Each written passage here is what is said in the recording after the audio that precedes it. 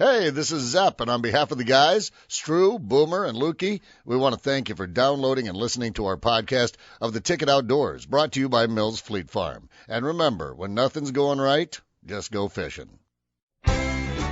Gear up for the 4th at Mills Fleet Farm.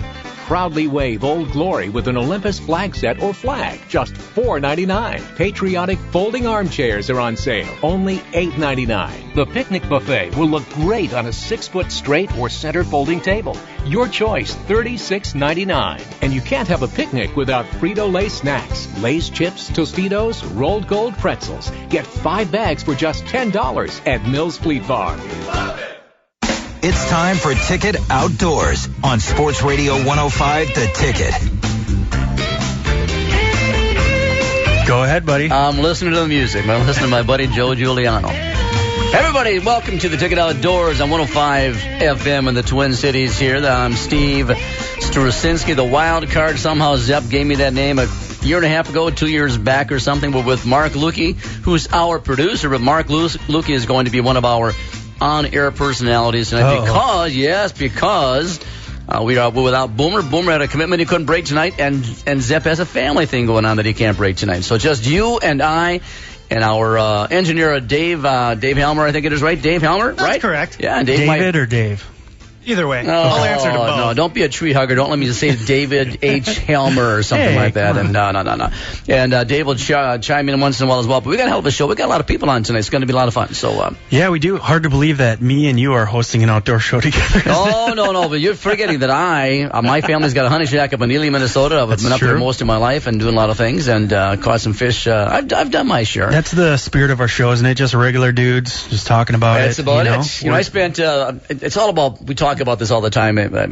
I steal this from our buddy Billy Moles, that it's all about memories. It's not the destination, it's the journey. I tell you what, every time my family gets together, it's all about the times we spent on Lake Vermilion, the times we go to the hunting shack, the little things like that, going to the Boundary Waters. And so I spent a lot of time out there. Not as much in the last 10 or 15 years, but now that we have 10 grandkids, it's happening again. So I still haven't been there.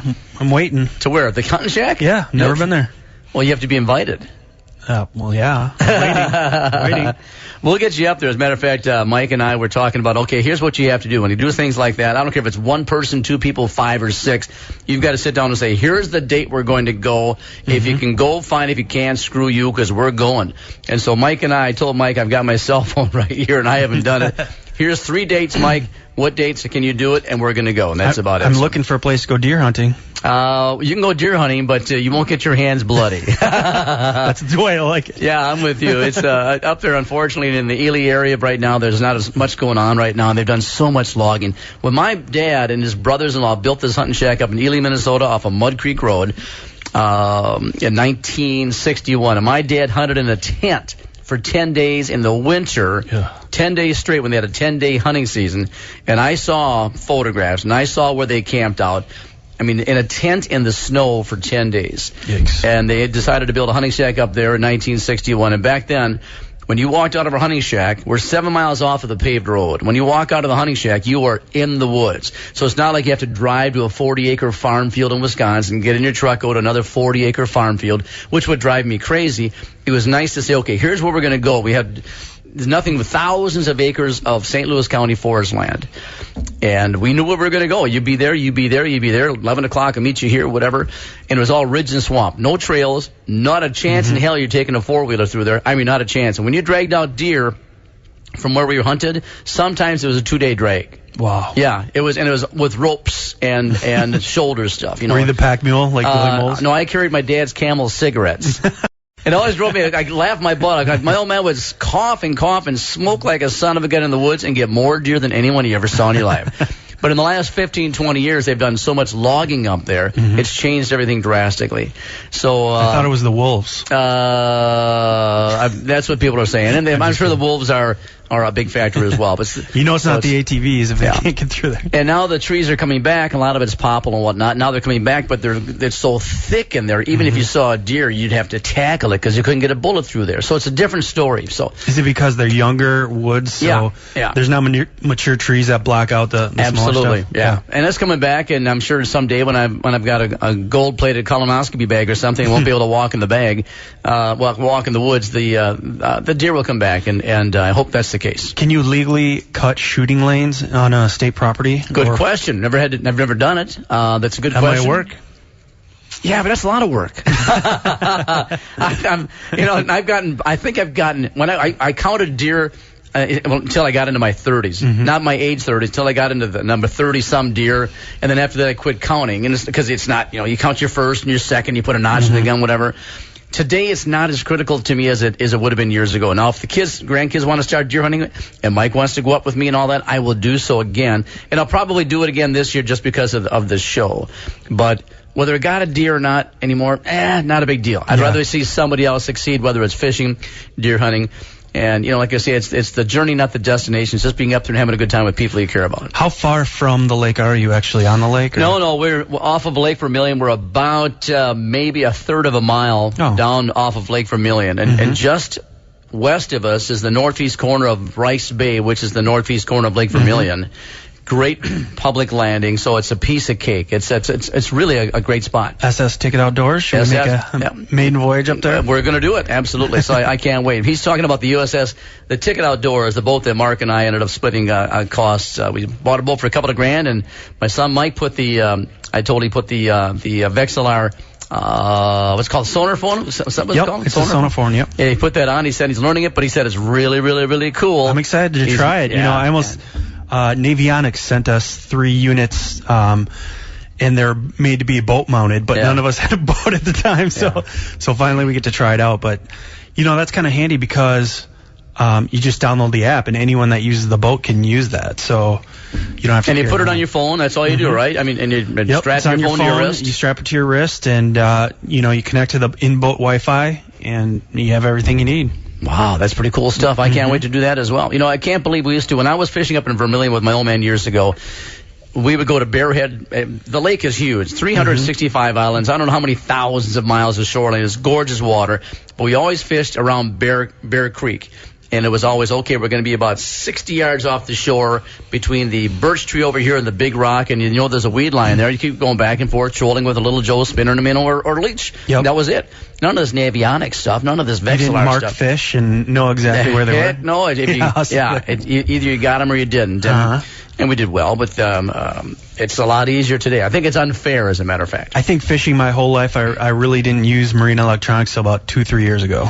I never did with my dad. We knew the lakes that we fished on, and we knew where the holes were, but, it wasn't this business now where you're mapping everything out and everything. I got to tell you, the first time ever I bought a depth finder from, not a depth finder, I had a depth finder, but I bought a trolling motor. A Minn Kota 3-something, whatever it was. Yep. That was the only trolling motor back in 1965 or 75 or whatever it was. And I went back to a lake called Bass Lake. One of the things cool about the hunting shack is back behind us, about maybe a quarter mile through the woods, is Bass Lake, and there's no way else to get there except walk through the woods. And we dragged a boat back there years and years ago, and you could slay the bass, catch some nice crappies. No walleyes in there, but some nice northerns. It might be only a couple hundred acres big, but it's just no one's there. It's just wonderful. And I went back there one time with my buddies. And the first time we had this trolling motor, you got to carry the battery with you, right? And we carried it in a cooler. That thing weighs 40 or 50 pounds, whatever it is. Drag that back there, and I hooked this trolling motor to the back of this 12-foot boat we had. There's only 2 or 3 of us, I think. And I'll never forget, and as I'm trolling, I had to do something, and the motor, I was in the back of the boat, and the trolling motor itself dropped down and pinched my fingers. Picture the weight of that prop and the motor, whatever is back there, and that thing pinched my fingers between the all the gears and whatever it was, the teeth. It was the most painful thing in the world. Was it open? Like it wasn't enclosed? It was up like this, and when I leaned over the back of the boat, I must hit the lever, and it slammed down and smashed my fingers. And I didn't have the leverage or the strength to lift up the bottom of the motor. It was ugly. It was ugly. So that was about my first experience with the trolling. You've had a lot of motor snafus. I'm not good at that kind of thing. How was your week? What'd you do this weekend? Well, Father's Day weekend. Did you have a good Father's Day? Did you see some of your kids? No. I remodeled my sister's bathroom, so I didn't really get to do anything too fun. We met my father-in-law for dinner, but other than that, it was just relaxed and not a lot going on. I don't know if I went to the cabin or not. I know I worked some on Sunday. Diana and I went to nothing special on Father's Day. And we know it's. I got a text from the boys, all that, and that's fine. But I got a really nice note from Diana. That was nice. Yeah, I bet you. Yeah. Not my family or anything, but Diana said Happy Father's Day. That's my gorgeous wife, Diana. He's talking about. Definitely. But we had a big week because Diana went to her 50th high school reunion this year. I'll tell you, it's unbelievable. I don't know, Dave, if you've seen my wife, Diana, she's come to the show quite a bit. But now it's summer. She's at the cabin. As a matter of fact, she's on the way to the cabin right now. I can assure you she's listening to this. And so we go to Friday. They have this special with only the graduates can spend time together on Friday night. Then Saturday we went. And I tease people. I don't tease people, but I always mention my gorgeous wife, Diana, and she's an attractive woman. 67 years old. It's not a secret, honey, because this was your 50th high school reunion. I tell you what, I go in this. You think she's sexy now? Look at the people who are 67 who don't give a rat's ass of what they look like. It blows you away, man. They got more chins in the Chinese phone book, and they don't care. And I'm thinking, man, why don't you guys take pride in what you look like? And and I'm glad Diana does. And they're nice people, and more power to them. I felt like I was in a room with about 45 Aunt B's, from Mayberry. But good for them. They're happy. But so we had a great time doing that. Well, you got to show up with the hottest girl there, so I did, yeah. And that's the way to go. But at this age, not a whole lot of people can try to steal her away. I don't think like that. What else I do? Oh, I tell you what. Here's what we did on Sunday. No, it wasn't Sunday. Just yesterday, the day before, we toured the St. Paul Union Depot. Nice. Had lunch downtown St. Paul at the Black Dog or something, right? Not 2 blocks north of the depot, but. I have a lot of memories there. If you've never gone to see the new St. Paul Union Depot, go ahead and do it. It's really, really cool. In the 60s, I was down there quite a bit because my brothers were in the military. My brother Rob was in college, or high school out of state. And so we went down there once every couple of weeks or maybe once a month and stand on the old platform and watch the trains come there. One time there were 14 trains down there. Now there's one and goes out 3 times a day, maybe, whatever it is at the very most, whatever. But it's really cool to see the renovations and the money they spent renovating this beautiful. Is that right down building. By the river then? Right on Kellogg Boulevard. Yeah, right down. Yeah, straight right on the river. It's very, very interesting. Cool. And that was a cool experience. Well, I like doing that kind of stuff. And here's what I did on Sunday. We did something on Sunday. Maybe we came back from the cabin. But as I got home at 7 o'clock on the night Sunday evening, there was still some U.S. Open on, and I watched the last 3 or 4 holes of the U.S. Open. It was really, really a lot of fun. I'm a golfer, and I thought that was a great, great time. Wasn't it a course that was really fast? Like, everyone was complaining about it. Yeah, it was kind of like miniature golf on a larger scale. A lot of guys didn't like it because it was trickery. Dry. Yeah, it was trickery and whatnot, and a lot of guys felt they got penalized for hitting good shots. And that may be the case, but the bottom line is when you're playing that game, you got 55 or 60 guys playing the same course. It's the same for everybody. And Tiger and a couple of boys ended up 15, 17 over par. The guy who won the thing was 5, 6, 7 under par. It's the same course for everybody. So don't piss and moan about it. It's kind of nice to see something a little different too, those easy courses where they just, they're 20 under or whatever. Yeah. And worked a little bit. And I saw my first Saints game today. Took Diana and a couple of grandkids out there. A beautiful day, nice stadium, a lot of fun. And unfortunately, the Saints are like 25-5, and I go see one game that they lost. So it's Murphy's Law. But yeah, I got to go Monday with work. Boomer came with me. My wife came down, and yeah, it's a great ballpark. I'm really happy with the whole situation, and it's fun. I know on the hill you can get tickets for $5 day of, and you can walk around. I like stadiums where you can walk all the way around, and I don't like sitting for 9 innings. So you went to the Saints game, didn't ask me to come, or what? I mean, did you lose my phone number? It's for clients, which people that pay me. I see. Not the other way around. That won't work. No, it was a good time, and it's really a hell of a ballpark. And but I'll tell you what, parking is absolutely chaotic. Yeah. If I didn't have tickets for 3 more games, at least 2 more games, I think it's 3 more games, and they're all Wednesday games at 1:05. It'd be hard for me to go to a day game again, I think. It's unless you go there and have breakfast and park someplace, and because other than that, they really had to fit it in there, in between everything. I can't imagine them having a lot of parking available. I parked on the east side, and it wasn't too bad because it was a night game, and we got down there kind of early. But I can see how that'd be a problem if during rush hour it was kind of rough. By the way, we got a hell of a show tonight. Here's what's happening. Even though no one's going to be listening, because why is no one going to be listening tonight? They are all watching or listening to. I have no idea. Yeah, the NBA draft. That's tomorrow. Tomorrow. Oh, then they're listening. Yep, they're listening. They're listening. They want all their draft coverage on Ticket Outdoors. So. Here's what we got on the line tonight. I got 1 minute. Here's what we got on the line tonight. Kate McKay, right? Kate is the manager of the Station Pub, downtown White Bear Lake, right? Kate, unfortunately, has Lyme's disease, got it about 2012. And although we've heard about this for a long, long time, I want to know more about it. What's it take? I mean, how did it happen? I have a lot of questions, and she's been fighting it for about over 3 years. As a matter of fact, she was supposed to be in the studio today, and the reason I'm having her on the air is not only has she got Lyme's disease, she's hot, and she was going to be in the studio. Well, now that she's not here, do we even need her? I don't know. Yeah, she says she's liming out today because she's not feeling well as a result of Lyme's disease. We got to figure that out. So we'll talk to her. Dave Darwitz is going to be on. Dave Darwitz is a hunting guy from southern Minnesota, and he's been bow hunting for many, many years. Great guy, but he's also got an interesting story about a grouse that he came in contact with about 5 years. Matt Dykes about bull fishing over bighead carp. John Nelson from the Minnesota State Clay Target High School League thing. That tournament just finished up. Brian Grotti, young man who did really something special in that high school tournament with the clay target shooting. And Scott Siebert's going to do the lake report for us, right? Scott's from up in, who knows? He's Big Lake. Leech Lake up in there. That's what we got going on tonight. So anyway, give us a couple of minutes here. We got a good time to take a break. Stick around listening to the Ticket Outdoors. We'll talk to you in a couple of minutes. Hear Tiki and Tierney weekday mornings starting at 8. I'm Tiki Barber, and you're listening to 105 The Ticket. On Deck Radio with Pete Wagner and former Twins Gene Larkin and Al Newman. Dan Glad. What do you see Molly's trying to do to implement his way of doing things? Well, I think the first thing that jumps out is, Molly's kind of the quiet messenger, whereas Gardy, I think, wore his emotions more on his sleeve. I think Mulder's more the calm guy, and I think the guys kind of respond to that a little bit differently. Tune in On Deck Radio, Saturday mornings at 11. Wall-to-wall baseball talk on Sports Radio 105 The Ticket. There are reasons they're called the silent sports. No engines, no fumes, no wakes. Just the sound of a paddle blade knifing through the water. And maybe the occasional call of a loon who's willing to share a lake. Glide across your favorite water this summer with a canoe, kayak, or stand-up paddleboard. Mills Fleet Farm has them all.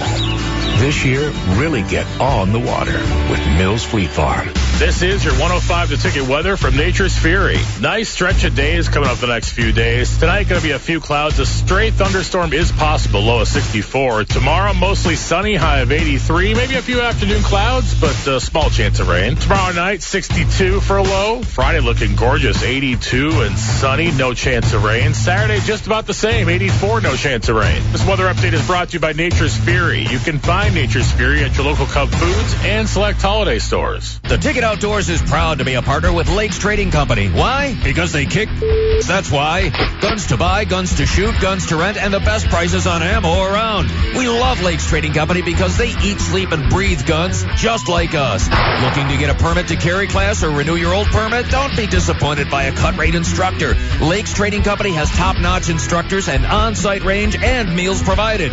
Lakes Trading Company, off 8th Street in Forest Lake, or online at lakestradingco.com. At most boat stores, what you see is what you get, which might sound good, but what you see may not be what you want. See, many big box boat stores get their boats pre-rigged, with equipment you may not want in places you may not want it. You wouldn't let someone pick out your wife or your kids, and they're almost as important as your boat.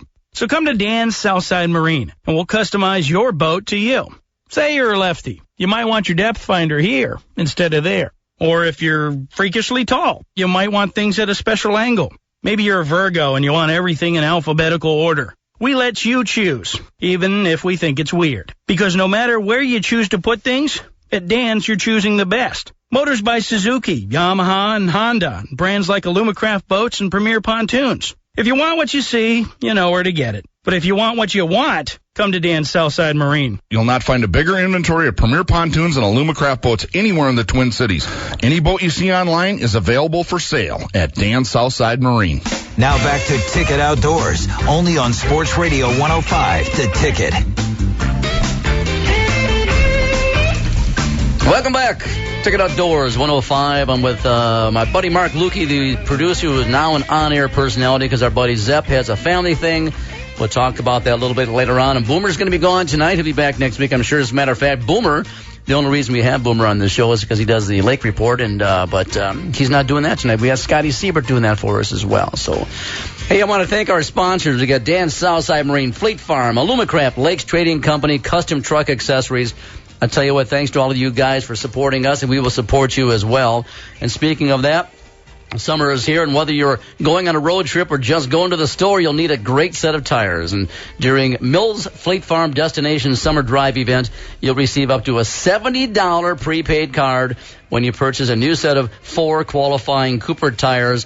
Thank you very much, you guys. Support Fleet Farm and all of our sponsors, because we do, and I've got some great stories later on about Lakes Trading Company. My son Mike is kind of fun. Hey, I'll tell you, we're going to get to our first guest tonight, and it's interesting because Mark Lukey has a little bit of a background with our first guest, or at least some kind of relationship there. But anyway, Kate, are you on the air, young lady? I am here, yes. Thank you for having me. Is this your landline? Did you like that? I'll tell you what, Kate, I've never met Kate. And like I said, the only reason we called you, Kate, I don't give a rat's ass about Lyme disease. I thought you were a very attractive woman. Thank you. And you promised me you'd come into the studio, and it didn't. No, I started lyming out today. I'm so sorry. And it didn't happen. It didn't happen. Another time, though. And the reason I'm giving you some sass, it's not only, you're not only cute, obviously, but you're kind of a smart ass, which is what we like on this show. And you've been in a relationship with, not a relationship, but have met some of the guys in this show. Yep. Unfortunately, Zepper, somebody you've met before, and he's not here. I know Zepp very well. Yeah, he's got some things. He's got some things going on anyway. So anyway, the reason I made that comment was I got a hold of Kate, and I says, Kate, I know you're not feeling well, and Kate was going to be in studio, but she's liming out. It's one of those days that things aren't going well, and so I says, can we call you on your landline? And she goes, what is a landline? Come on, you smart ass.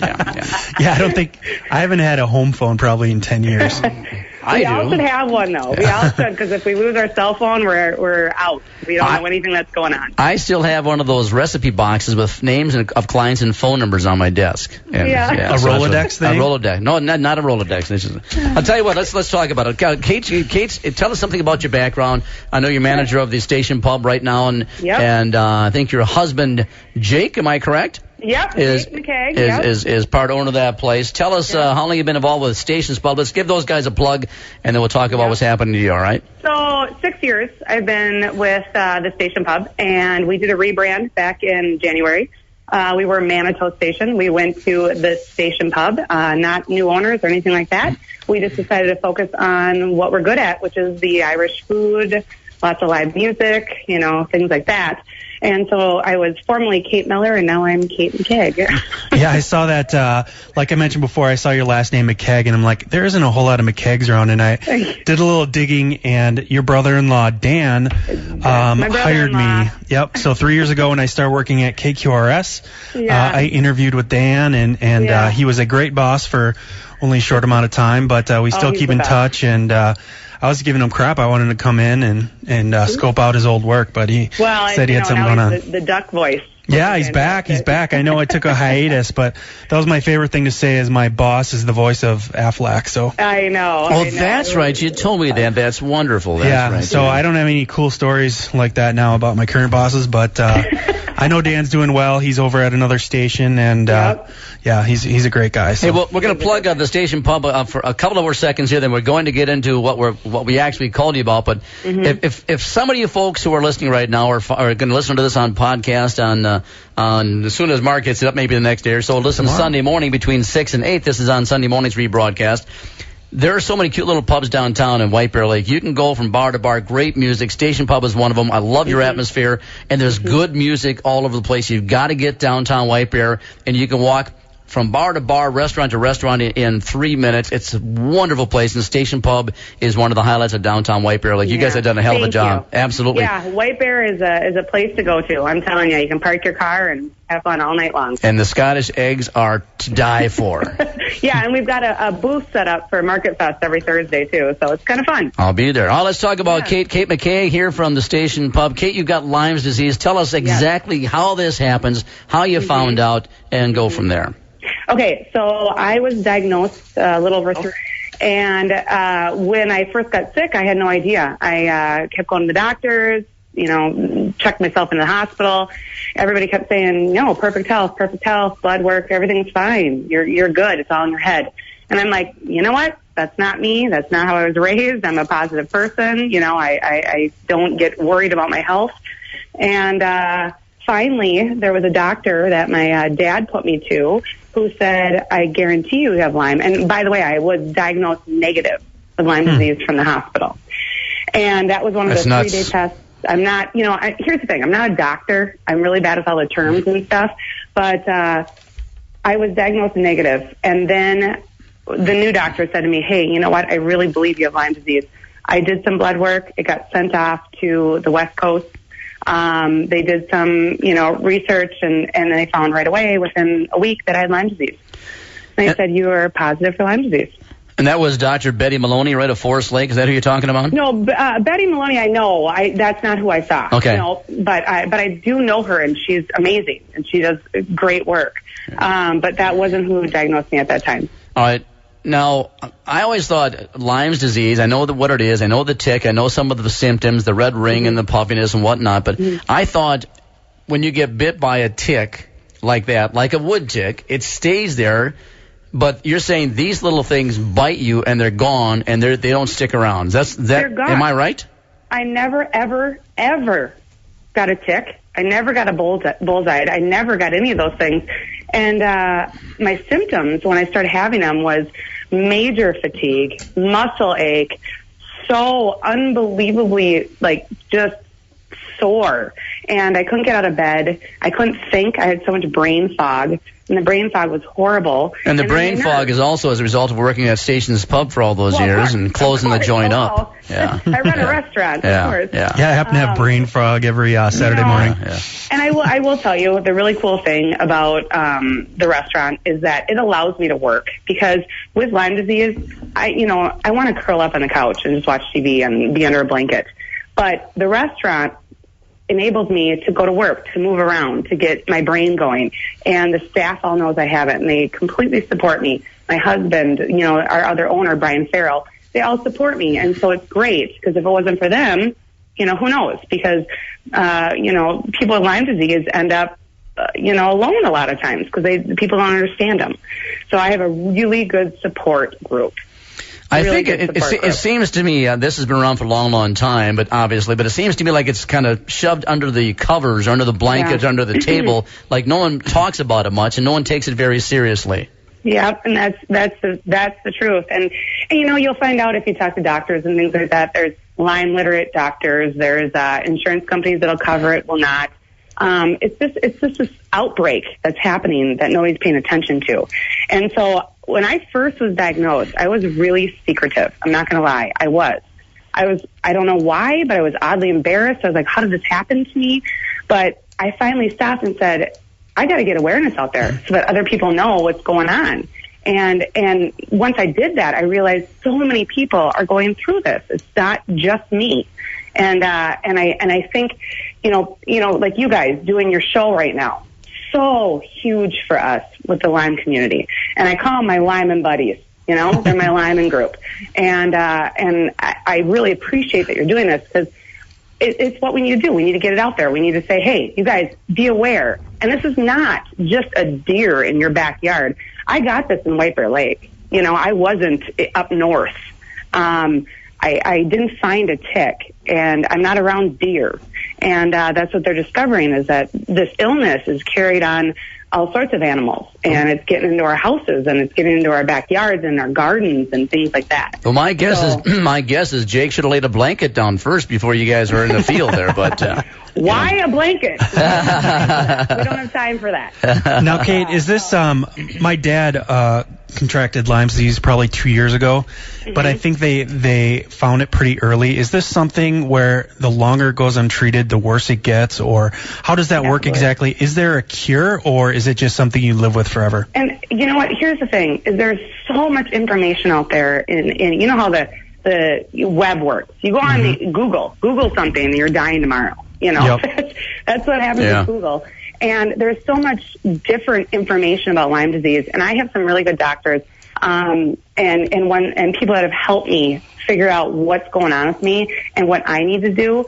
And I'm trying to live a very, what they call clean life, which is really hard to do. You know, you just sometimes want to be like, F it, I'm done today, you know? I'm looking at your article in the White Bear Press right now. And it says you've changed your diet completely, and no sugar, no gluten, all organic. I mean, that would kill Mark Lukey. Lyme disease would kill Mark Lukey. There's other food than that. It's as boring as it gets. You know, you stop and you go, what? You know, I mean, yesterday I decided to have cheese, and I haven't had cheese forever. It was fabulous, but within a few hours I felt it. You know, so that's kind of how this disease works. So here's my thing with the chronic. Is that real? Is there chronic? Can you cure it right away? I believe, this is what I believe, obviously not being a doctor, but I do believe if you do find the bullseye, you can nip it. I really do. But you need to be on a good amount of antibiotics for a good amount of time. Now, for me, I never found that stuff. So basically, I have a bacteria that's crawling around in my body and loving it and just hanging out, partying. And I didn't know it.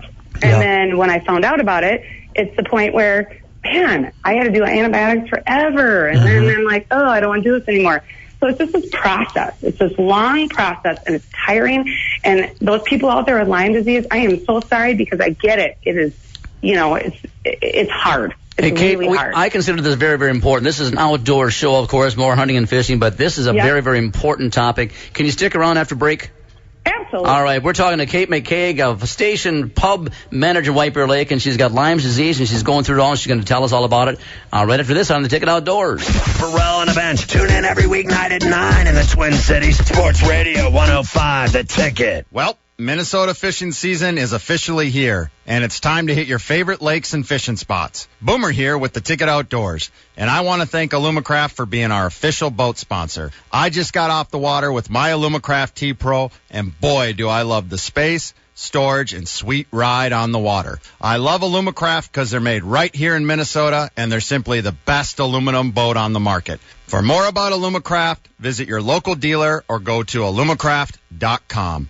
We at Dan Southside Marine would like to redefine the term man's best friend to mean his boat. Now, before you get all tweaky, let's talk this through. Although your dog is fun, dependable, and great to take fishing, so is an Alumacraft Navigator 165 CS. And while your dog may retrieve ducks with lightning speed, he'd have to be just a tick faster to pull you up for a slalom run like the Stingray 200 Bow Rider. And sure, your furry friend obeys your every command with heartbreaking enthusiasm, but think of the enthusiasm you'll feel watching the receptionist from the gym sunbathe on your premier pontoon Escapade 235. And finally, your boat will never drink too much lake water and throw up in your boat.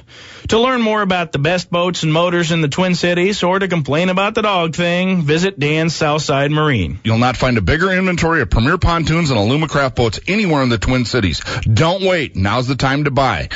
Any boat you see online is available for sale at Dan's Southside Marine. Clean and clear pool water starts at Mills Fleet Farm. Clorox Pool and Spa Shock Plus comes in easy open, easy pour bottles. Only $19.99 a six-pack. Go from land to water quickly in Rock Sock water shoes. Men's, ladies, and kids are on sale. And so are Rock Sock Stride and Slip-On casual shoes with memory foam comfort. Treat your best friend with tasty Sprout Steaky Bones or Jerky Strips. 40 ounces on sale. Just $5.99 at Mills Fleet Farm. Love it. Now back to Ticket Outdoors, only on Sports Radio 105, The Ticket. I love this music. I'll tell you what, Kate, we're talking to Kate McCaig from McCaig with a K, I apologize, from White Bear Lake. Yes. Contracted Lyme disease about 3 years ago, and you're talking about what a pain in the ass this is. Not because you're not going to cash in your chips, but it's something you're going to have to deal with for a long time. And until 3 years ago, we have a tendency to take life for granted. I talked about music downtown in White Bear Lake. The music you just heard, the promo music for this radio show, is a guy named Joe Giuliano, and Joe Giuliano plays. Joe Giuliano played at Holohan's all the time. He plays all over the place. And about 6 months ago, he got throat cancer. Yep. And all of a sudden, Joe is kind of back in his shell, and I hope he comes back. He said he's doing better. I talk to him every once in a while. Become a good friend of mine. So every day's a gift. Good guy. Yeah, every day's a gift. Hey, I'll tell you what. Talking about the Lyme disease, and I know you're on antibiotics. We'll talk about that. And what you're on, what you have to do on a daily basis. But one of the things that came up was insurance. We had a young man in here about maybe even a year ago, a college kid from the University of Minnesota, when he and his buddy went down to South Carolina and won the national NCAA bass fishing tournament. 2 kids from Minnesota, just nobodies. And this guy I felt he was half loaded when he came in here, young guy, 23 years old, whatever. But 6 years ago, he got Lyme's disease, and he's still dealing with it. And he said his insurance wasn't covering the majority of it. It was like $6,000 a month or something ridiculous to keep this kid moving around. Yeah, and here's the thing, you guys. When I got that test that actually said I had Lyme disease, I had to pay $1,000 for that out of my pocket. And I have insurance. But I had to pay $1,000 for that. Now, my husband is awesome because he's a complete supporter of me. So a lot of our money goes towards my treatment. And you have to go to these people that are, quote unquote, naturalists or whatever, just to get some things to help you through your day, and the antibiotics are only covered a portion of the time. And that is, like a good friend of mine, Jess Fleming. She's amazing. I love this woman. She's a photographer here in White Bear. She's just beautiful, wonderful. Anyway, she's had Lyme disease, but she's had it way longer than me. I mean, she's had it for over probably 10, 12 years. And she's still under medication. She is. She actually has a port, which means it's something that goes directly into her heart. Yeah, wow. But she has been putting together, we had a fundraiser for her at the station. We have the event center, and we had a fundraiser for upstairs because it's just too much. Yeah. Too much. And we did this fundraiser. Awesome turnout. Went really well. But we're kind of putting together, she's kind of building this thing, this nonprofit. She's kind of calling it Pay It Forward. Pay It Forward. And she's putting together a program to help a Lyme victim each year. Is that the one they take a bite out of Lyme disease? No, this is separate. Okay. This is separate. We're just starting this. But, the take the bite out of Lyme, I love it. Of course, it hasn't taken off like the ice over our head, but it's out there. Yeah. People are starting to realize, and that's what I really want to do, is I just want people to realize. I want them to check their kids when they come in. I want them to check themselves, their dog. I have a dog, Marty, every time he comes in, I'm like, are you okay? And so, I mean, it's just this weird disease. I did not ever expect this in my life. Hey, Kate, when you first get bit by whatever, that little tick, and I'm looking at the picture of the tick right now, we all have seen photographs of what it's supposed to look like. How soon before the symptoms begin to show up? And that's where it changes, because there are people that get it right away. They get a bullseye within a few days. Right. They start feeling like the flu, the flu symptoms, all that. For me personally, I'm sure it was in my hair, because that's where they like to go. When I started getting symptoms, you want to know my first symptom that I had? I was getting ready in the morning, going to work, and I was putting on mascara, and my hand started to shake really bad. And I was like, what is going on here? I didn't even drink last night. It was one of those things. It was, why am I shaking? And then I got to work, and I couldn't carry plates of food to tables. It was like I didn't have those motor skills, and I couldn't figure out why. So I went into a doctor in White Bear, nice woman. She said this. I didn't have insurance at the time. She said, I'm not going to go any further with this. She said, go get insurance. And then I was like, uh-oh, something's wrong. Yeah. And I'm sure, I've been told maybe you have MS, maybe you have this, maybe you have that. And then they test you, and they say, nope, you're fine. You're absolutely fine. And it's hard, because you go through going, just tell me, so I know what is going on with me. And then nothing. So when I finally got diagnosed, I mean, of course I was sad to find out I had Lyme disease, but I was also relieved that somebody told me. Yeah, and I think that's what a lot of Lyme patients do. Do you think you're going to be on medication the rest of your life for this? I hope not. Okay. Oh, my gosh. Well, tell us, describe the day. You get up in the morning and you're getting ready to go do things at the pub and get things ready for the pub to open up. Describe your day, medications you take, and go from there. Well, I'll tell you, kind of right now, I went off antibiotic for a little bit because I was trying to do a quote unquote cleanse. And here's the thing with antibiotics. And any Lyme patient out there, please listen to this. If you are doing heavy antibiotic and you're doing it for a long time, you have to cleanse, because what happens is you destroy your insides, and then you get candida, you get this yeast overgrowth, you get all these problems. Yes. And I do agree with long-term antibiotic, 100%, but you got to cleanse as you're doing it. And so with me right now, I was on it, I'm off, I'm on, off, whatever. At this very moment, I'm not on anything. I am just doing a cleanse. Not fun, but I'm doing it. So I think everybody just needs to figure out what works for them, because we're all different, and the Lyme goes in, and he's a smart little bugger, and he changes and he switches and he goes and hides behind your cells and he takes over and says, hey, I got this now. That's what he does. All right, how does Kate McCaig feel today as compared to 2 years ago, a year and a half ago? Oh, it depends what day. All right, when I first started antibiotic, the first few days you feel like crap, because that's a way to tell you. Sounds like chemo is what it sounds like to me. You start to herx, which is a Herxheimer reaction, which is you put the drug in you and it starts killing it, and the dead cells go off in your body. So that's what happens. Personally, right away I was like, oh my gosh, I feel like crap. 3 days later, I feel amazing. And then I started working out. I started doing all this stuff, and I was feeling so great. And then I've gone through some rough patches, and right now I'm kind of in a rough patch. So that's where I'm at now. You were Lyme in it today. Okay, well, what do people do, Kate? What's the prevention? How do we protect ourselves from this happening to us or our kids? Well, I'm reading a lot about it, and the big thing is to do, well, first of all, what you guys are doing is huge. You're putting that out there. Do you know how many people called me after that article in the paper saying thank you? Yeah. I didn't even think about this. My kids outside, you got to be careful outside. This is in your backyard. This is in your garden. This is not up north.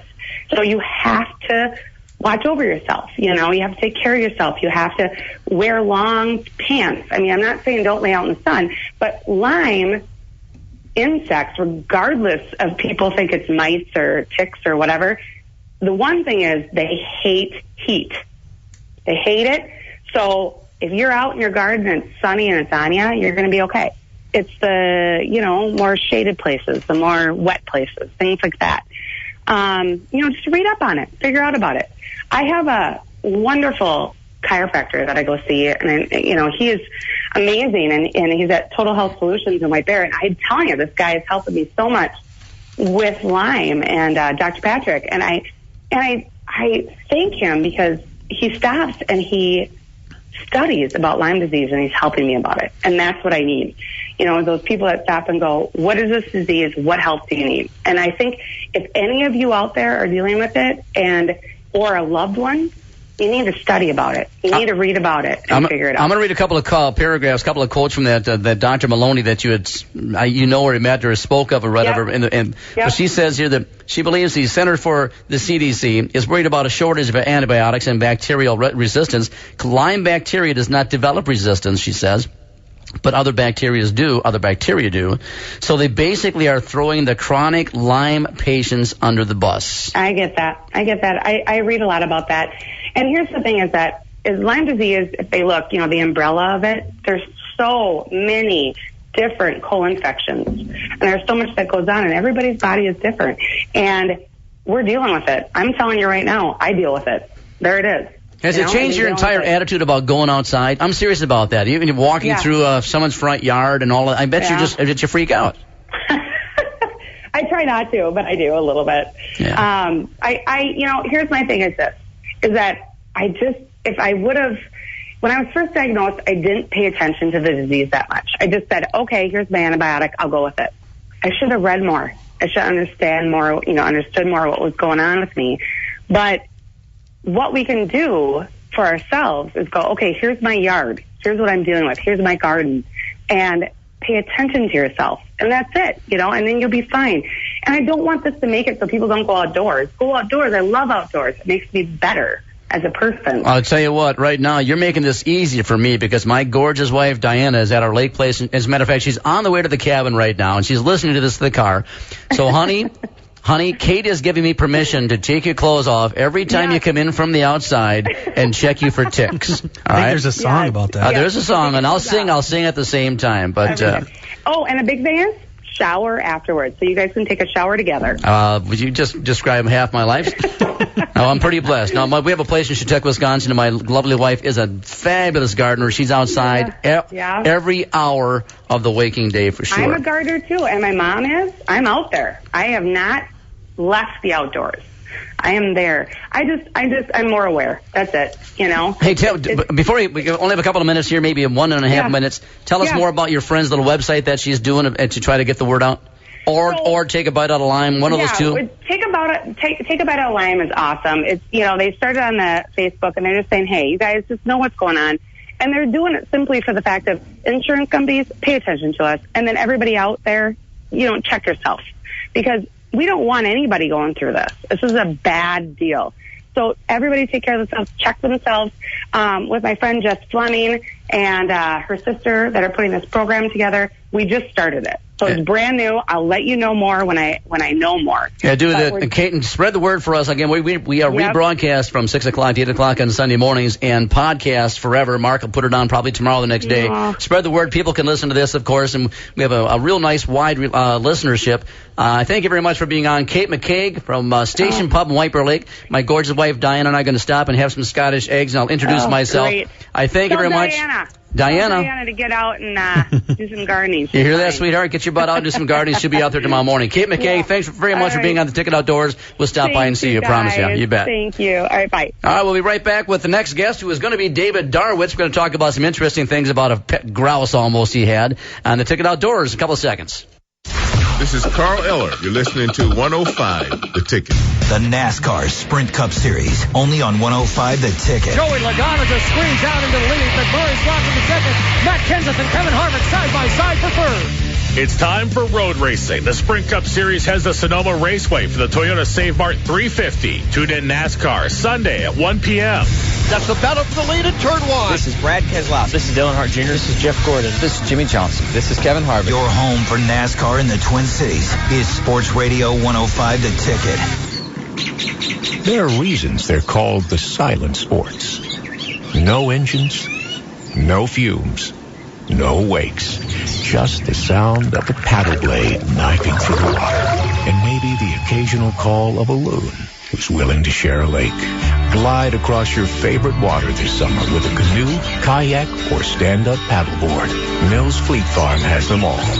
This year, really get on the water with Mills Fleet Farm. If you love the outdoors, then you probably have a truck that you love too. Custom Truck Accessories can help protect your truck from the rigors of outdoor activities. They have custom seat covers and floor mats to protect against the mud and dirt from the field. Toppers and tonneau covers to protect your gear. If you're a truck guy, you'll appreciate the knowledge and experience of the Custom Truck Accessories crew. Visit CustomTruckAccess.com or stop by their store to see what a difference being family-owned can make for you. Now back to Ticket Outdoors, only on Sports Radio 105, The Ticket. Welcome back to the Ticket Outdoors. My buddy Mark Lukey is here, our producer, who is the on-air personality tonight because we are without our buddy Zepp and our friend Boomer. So Mark and I are going to hold down the fort for the next hour and 15 minutes. We just got done talking with Kate McCaig. Lyme's disease is the real thing, boy. It's scary. So listen to what she's saying about taking care of yourself about that as well. So anyway, here's what we got coming up right now. We got a young man named Dave Darwitz, right? Dave is on the air? Yep. Dave, are you there? I'm here. David Darwitz. David Darwitz is a guy who lives in Mendota Heights, I believe. And Dave is a big bow hunter down in, what county do you do most of your bow hunting in, Dave? Down in Fillmore County. Fillmore County. What kind of property you got down there? You have private land, public land? It's private land. I own a side of a valley on a trout stream down there with a log home. Oh, it sounds, what a bitch, I got a log home. Well, everybody goes north, and I says, well, try to drive from Mendota Heights to Forest Lake on a Friday afternoon. You can't. Forget it. You can't. So I went south, and it takes me a little over an hour and a half to get down there. How much land have you got down there? It's a 13-acre parcel, but I have about 7,000 acres of private land that I can hunt on. Oh, yeah. That is a nice part of life down there, Dave Darwitz. It's good for you. The big ones are down south, yeah, the not big north. Ones. Yeah. Southeast is beautiful down here. A lot of people don't understand that. So you must have gotten a couple of no, it's not Boone and Crockett. It's Pope and Young, right? Pope and Young. They have the Bull Hunt Museum down in Chatfield, Minnesota, down there. Believe it or not. I didn't know that. Yeah. Is that the National Bull Hunting Museum? Yeah, National Bull Hunt Museum down in Chatfield. And where is Chatfield, Minnesota? It's down Highway 52, about 25 miles southeast of Rochester. Well, that'd be a hell of a one-day trip. We'll just stop down there, have lunch. That would be a wonderful trip. Yeah. So does Dave Darwitz have a mount in that Hall of Fame down there? Yeah, no, I wish I did. They're just down in my cabin down there. You got a few. Tell us. Well, I'll tell you what. Before we get to the real reason for this story, tell us a couple of your favorite hunting stories with a bow. Well, I'll tell you what. I did enough gun hunting over the years. I quit that way back in the late '80s, early '90s, because you shoot them with a rifle and boom, you're done. Yeah. That's all I've done. It's a different sport. I'm not in it for the meat anymore. I'm in it for what's on top of the head. You know. So you let an average 8-pointer go by. You're looking for the big rack. Yep. All right. Yeah. 2 years ago, I passed on 56. Really? Yep. That's quite an accomplishment right there, I think, because most people don't even ever see a 56. Well. 56 deer. Oh, I thought you were talking about a one. I thought you were talking about a 156. Right. Okay. Right. I'll tell you what. The reason I've got you, a friend of ours. What's Novak's first name? George. George was on about a month or two ago, and he said, "Listen, you want to hear some weird stories? You got to call this guy. Call this guy named Dave Darwitz." And he told me something about you when you were sitting. I think you were sitting in a deer stand one time, but this is so unusual. We'll start from the beginning. How this happened, what happened then, and how long it took place. And tell us. You know exactly what I'm talking about. Tell the story. Well, you guys are calling about a grouse that I had around. And his name was Herman. You named a grouse. And he knew his name just like you were calling your black lamb. I ain't kidding. This grouse, I had him around for 6 years. He was there for 6 years around my cabin. Well, how do you end up getting a pet grouse? I mean, did you raise this grouse or he just showed up? He just showed up. He just all of a sudden, I was backing a four-wheeler out of the garage and I turned back, and there's a grouse walking around in my garage. And then as I'm driving down the driveway, he's following me, running behind the four-wheeler, and that's where it all started. It sounds like the movie Fly Away Home. Is that what it was for the geese to fly them? Yeah, yeah. Sure, it wasn't a chicken. Yeah, it wasn't a chicken, right? Right. No, it was a grouse. Yeah. So, anyways, every time I go down there, he'd meet me at my driveway because he'd hear me coming in. So you're saying if you come back to the Twin Cities, Mendota Heights, and you're not down there for a couple of weeks, you head down there, that grouse is going to meet you. He'd hear me come up the driveway. I have a bunch of pines on my property, and he lived in the pines, 2,800 white pines on the property. Mm-hmm. And he'd hear the motor because it attracted him in. He'd hear the motor of the vehicle coming in. And also, he'd come flying out of the pines into the driveway. He'd jump into the trailer, jump onto the four-wheeler. I'd load the four-wheeler off the trailer, and he'd hang around the whole weekend. And he'd sit at the fire with us. He'd walk around on the deck. I'd sit down on the deck, read a paper, and he'd jump my lap, and he'd sit in my lap. Did you actually entice this animal to stick around by feeding it? No. Oh, wow. And I have a very serious question. How did you know Herman was a he? Well, you can usually tell by the band on there. Oh, you can. On that solid band on the tail, because a female has a broken band, and a male has a solid band. Plus, he was strutting during the mating season. He would strut like a wild turkey. Well, that's me 24 hours a day. I don't care. Yeah. Hey, I'll tell you. Okay, let's say if Herman was always around your property down there in Fillmore County, what did you do when you went deer hunting? Well, I'd go out deer hunting. I'd get up in the morning, get up, get my camouflage on, and spray down with scent free. And I'd sneak out there, and all of a sudden I'd hear something follow me, and here's this grouse following me. All the way out to the stand, so I crawl up in the stand, and he'd come up, and he'd fly up in the stand, and he'd sit between my feet the whole time I was in the stand. Wow. Yeah.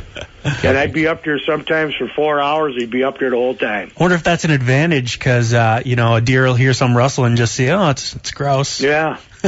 I'd say, Herman, now hold still. Here comes a nice spot. Did he help you clean them? That's what I want to know. And I'm just thinking, people, I could tell people this story, and they won't believe me. So what I did is I brought a camcorder with me, and I have about 3 hours of film of this bird doing different things around the cabin and up in my tree stand.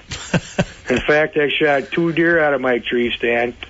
One, a doe 1 year and a 10-pointer the next year with that bird between my feet. Jesus. Now, did you ever grouse hunt before you met Herman? And has it changed your outlook on grouse hunting? Well, yeah, he gave me some helpful tips. Yes, he did. So, up in Orr, you guys interviewed a gentleman named Steve Koch that owns Elephant Lake up in Mel George up in Elephant Lake. Yes. I started grouse hunting up there way back in the mid-'70s.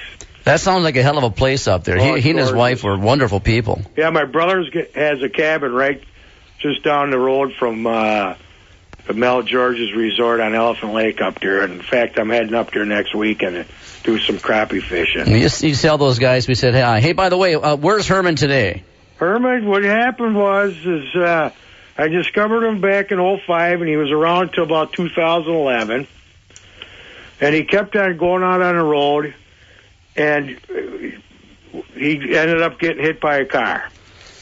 How did he taste? Well, it wasn't me. Oh, okay. It was one of the locals down there. Ended up finding him out on the road. Speaking of the locals, okay, did the locals know this was happening? Did the locals know that someone hit Herman? I mean... No, I just kind of kept it to myself. A few of them came over and checked him out, but...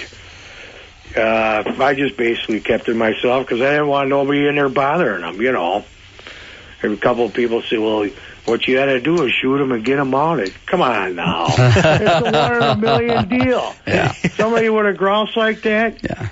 Christ, that bird he'd ride on my four-wheeler all weekend with me around the property. Yeah, you should have been on that. What's that TV show, the Jason something, whatever, around the Twin Cities? You know what I'm Jason Davis. Yeah, the Jason Davis thing. Someone should have told Jason Davis about you and your pet Herman. Yeah. But I heard of other stories like on Ron Scher Outdoors had a couple of stories about people having pet grouse. But I don't know if they lasted 6 years. This grouse lasted 6 years. And I'd see him year-round. Dave, what do you do for a full-time job? Well, I'm a contractor. I do windows and doors, custom trim work. And I'm also a service tech for one of the biggest window companies in the Twin City area. So you stay busy. You still find time to sit in the woods every once in a while, right? Oh, yeah. Well, you have to. Do you drop a line since this is fishing season? Do you drop a line once in a while? Oh, yeah. What's your favorite? Well, what I do is I do a lot of trout fishing down in southeast Minnesota. Is that fly fishing? Well, no, spin cast. All right. You know where I'm fly fishing because I'm cussing and swearing because I'm tangled all the time. I hear you there. So, but yeah, they got some fine trout fishing down in southeast Minnesota. Hey, I got to share a story with you guys. All right, I tell you, you might have seen this 6-7 months ago or something, and tell me what your thoughts are. But a guy, you might have heard about it, got busted for taking a couple of Canada goose eggs from a nest at an apartment complex. Did you hear about this? No. And he was apparently walking down through the park near this apartment complex, and a lady's watching him out his window, and this nest has been there. He took one egg, put one in his pocket, the other one put it in a glass, which means he was probably having a cocktail walking through the woods or whatever. And she called the cops on him. The cops go to his house. They find the eggshells. He just wanted to see what they taste like, and he got fined $135. And it was called taking a goose out of season. What the heck was that? Yeah. Taking a goose. Hear about that story. Yeah, and he said the eggs were just like chicken eggs, maybe a little bit rubbery, more tough, but the flavor was just as good, and he got fined $135. That's about, $80 or $70 an egg. Yeah. Sounds like a fine restaurant right here in town. Dave, we got to let you go. We got another guest coming up here at 8 o'clock or so. We're going to talk to Matt Dykes about bull fishing for big head carp. This will be a hell of a story. And I don't know if you get us down. Oh, you're in Mendota Heights, right? Aren't you right now, Dave? Yeah, Mendota Heights. Yeah, 105.7. You get us down there. Maybe 105.3. I'm not even sure. But find 105. Listen to the Ticket Outdoors. And Dave Darwitz, the grouse whisperer. We're going to call you the grouse whisperer. There you go. Thank you very much for being on the Ticket Outdoors, sir. And we'll talk to you again soon, all right? You bet. Well, that's interesting, isn't it? I'll tell you, you've heard of stories like that. I saw something on the air on a YouTube thing about, maybe a year ago, but a guy had a pet duck, a truck driver. Yeah. Remember, he had a mallard that would travel around the country with him. But a grouse for 6 years just walking through the woods with him. What makes an animal do that, especially a wild grouse? I mean, my guess is Dave's a very unattractive human being. That's what I'm thinking. Hey, we'll be right back with Matt Dykes, bull fishing for big hard-headed carp right after this on the Ticket Outdoors. Gio and Jones getting you to work every weekday morning until 8. This is Greg Giannotti. You're listening to Sports Radio 105 The Ticket. Welcome to Staples. How can I help you? Hey, Staples guy, how do I know I'm getting the best price on this laptop? Staples will match our competitors' prices, even if you find it online. What about this tablet? Price match guarantee. And the smartphone? Yep. What about these ink cartridges, my chances of winning the lottery, and toner? Guaranteed, no way guaranteed, guaranteed. Make on budget happen, make best prices happen. Staples, make more happen. This week at Staples, save up to $200 on select laptops. Offer ends 6/27/15 in store and online while supplies last. Price match good at checkout for items from retailers operating online and retail stores or products sold and shipped by Amazon. See store or staples.com for details. You save big money. You save big money when you shop Menards. Shop Menards Summer Sale for big savings on everything for summer. Prevent animal damage to trees, shrubs, gardens, and more with Messina products. These all-natural repellents work through smell and taste to discourage small pests to large pests from causing damage to your property. Each application lasts up to 30 days. Choose from a variety of 32-ounce ready-to-use bottles including deer, squirrel, rodent, dog and cat, and more for only $7.97 each. Stop in today and check out this and many more great deals for your home. Now during Menards Summer Sale. And while you're shopping, register for your chance to win a Ford Mustang.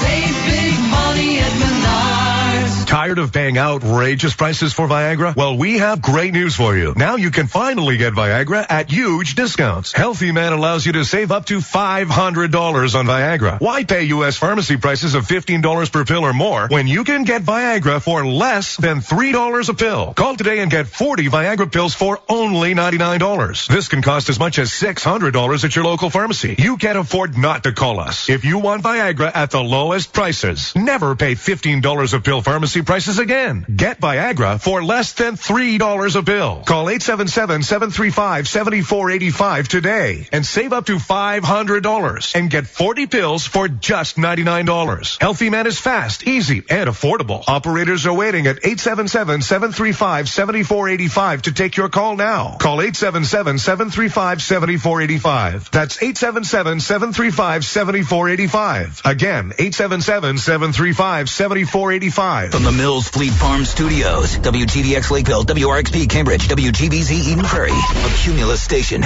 This is your 105 The Ticket weather from Nature's Fury. Nice stretch of days coming up the next few days. Tonight going to be a few clouds. A stray thunderstorm is possible, low of 64. Tomorrow, mostly sunny, high of 83. Maybe a few afternoon clouds, but a small chance of rain. Tomorrow night, 62 for a low. Friday looking gorgeous, 82 and sunny, no chance of rain. Saturday, just about the same, 84, no chance of rain. This weather update is brought to you by Nature's Fury. You can find Nature's Fury at your local Cub Foods and select holiday stores.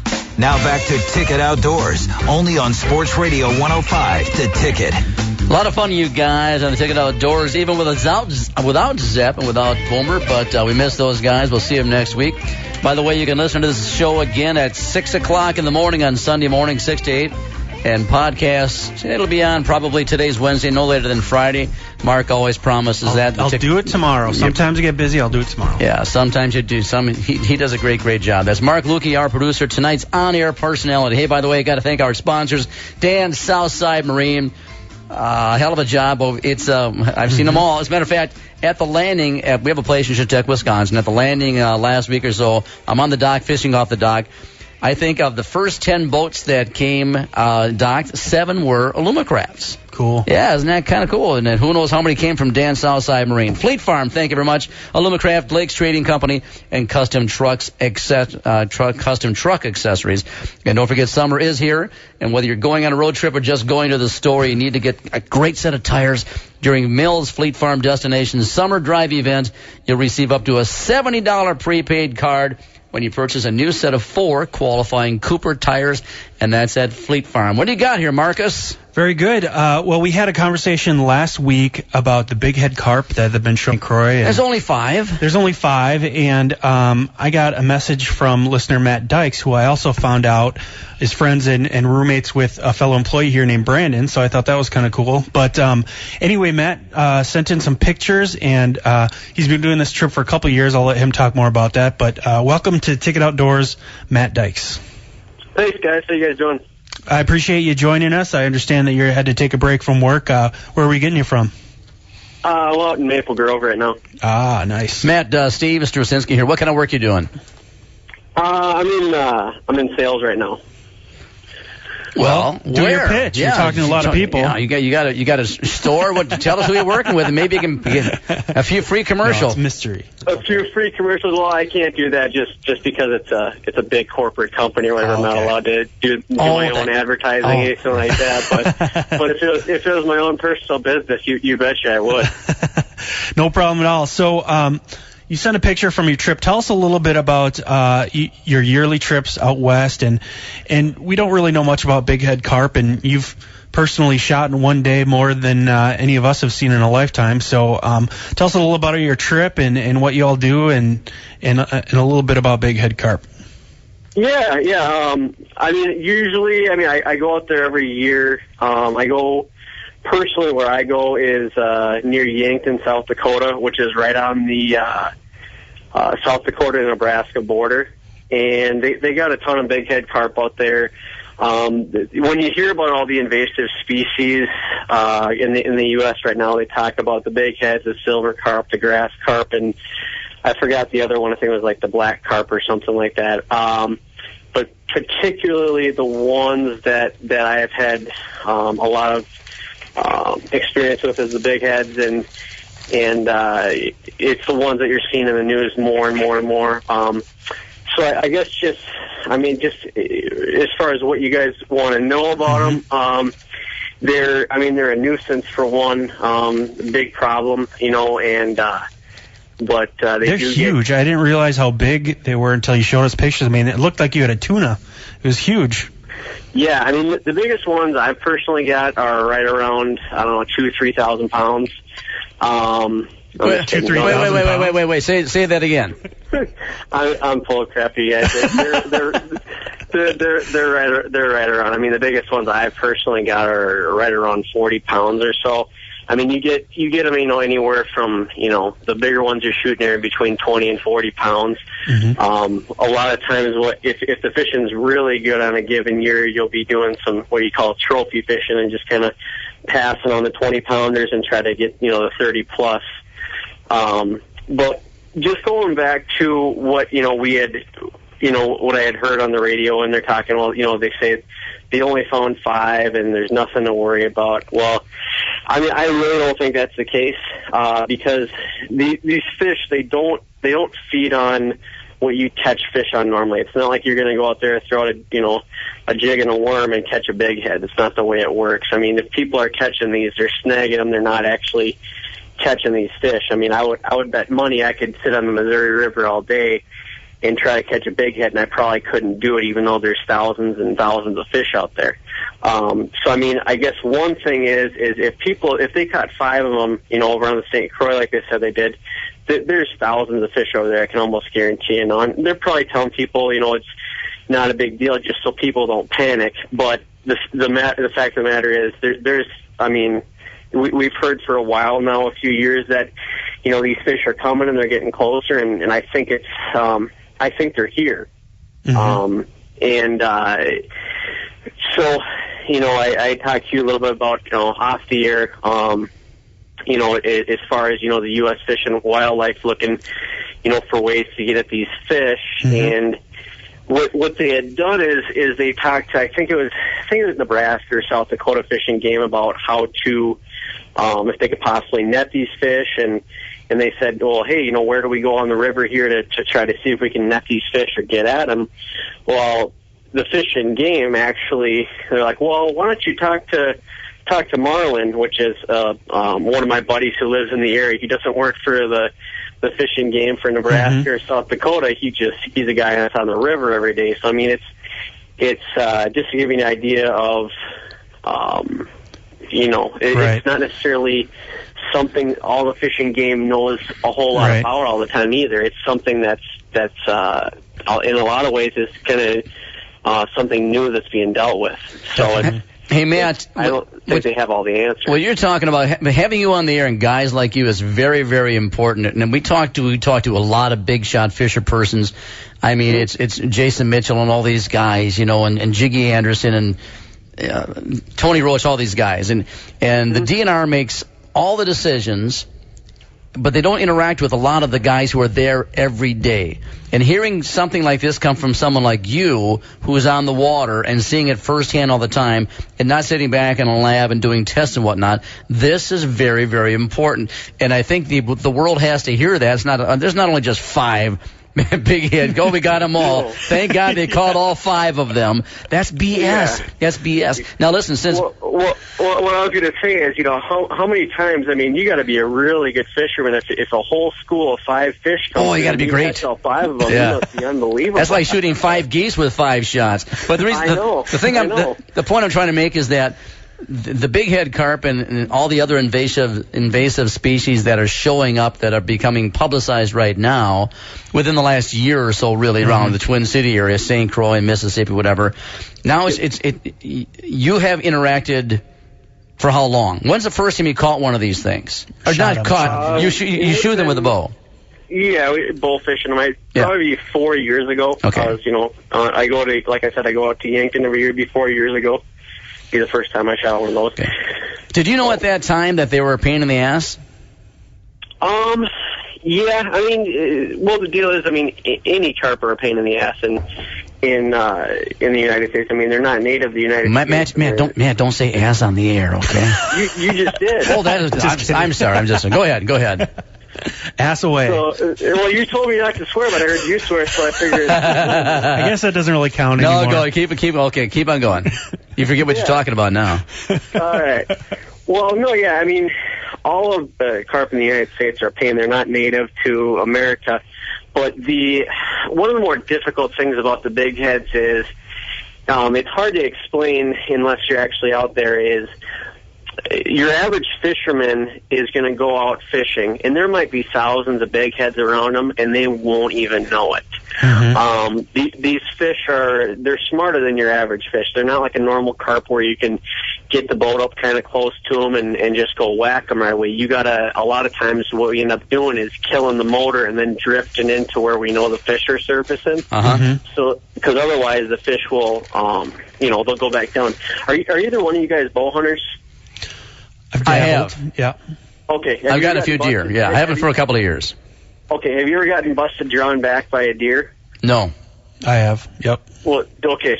But you guys know what I'm talking about, right? You're trying to draw your bow back, deer bust you, and they're gone. Well, I didn't think it was possible to get busted drawn back by a fish, but it happened. Wow. We're talking the fish are 10 yards away. I'm drawing my bow back, and they see me drawing my bow back, and they go back down. That's amazing. So it's not like your normal fish all the time. So what I was saying when the U.S. Fish and Wildlife was over in Yankton, I wasn't there for this. I just kind of heard it secondhand from a friend of mine who's out there.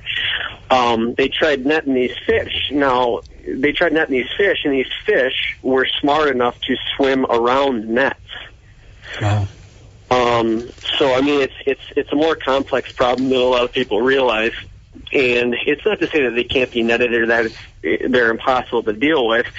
It's just to say that it's a more complex issue than a lot of people realize, just because of they eat all the plankton and everything in the water, which most fish at some point during their life will need as food, and if they get into the Great Lakes or other bodies of water, it's going to be a real problem. So in Yankton particularly, what I've seen them do out there, I mean, I haven't really seen the fishing game dealing with the big heads, but they've dealt a lot with the paddlefish.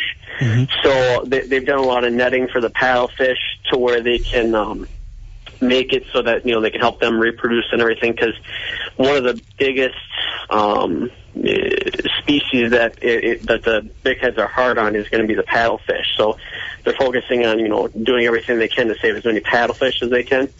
But as far as just the answers, I don't think, I don't know that anyone does have the answer. And just to, I know that the whole message out there is, we've only seen 5. We've only seen this many. Well, I guarantee you there's thousands, and the thing is you're never going to hear a public message that anybody's, from the fishing game or they just don't want to freak everyone out. Is going to say, oh yeah, it's just a giant problem, because they don't want people to panic. It's a mess. Go ahead, Mark. Mark's got a question. I just have a question. I used to bow for carp in Wisconsin, and it was usually a couple weeks out of the year when their backs were out of the water and they're spawning and whatnot.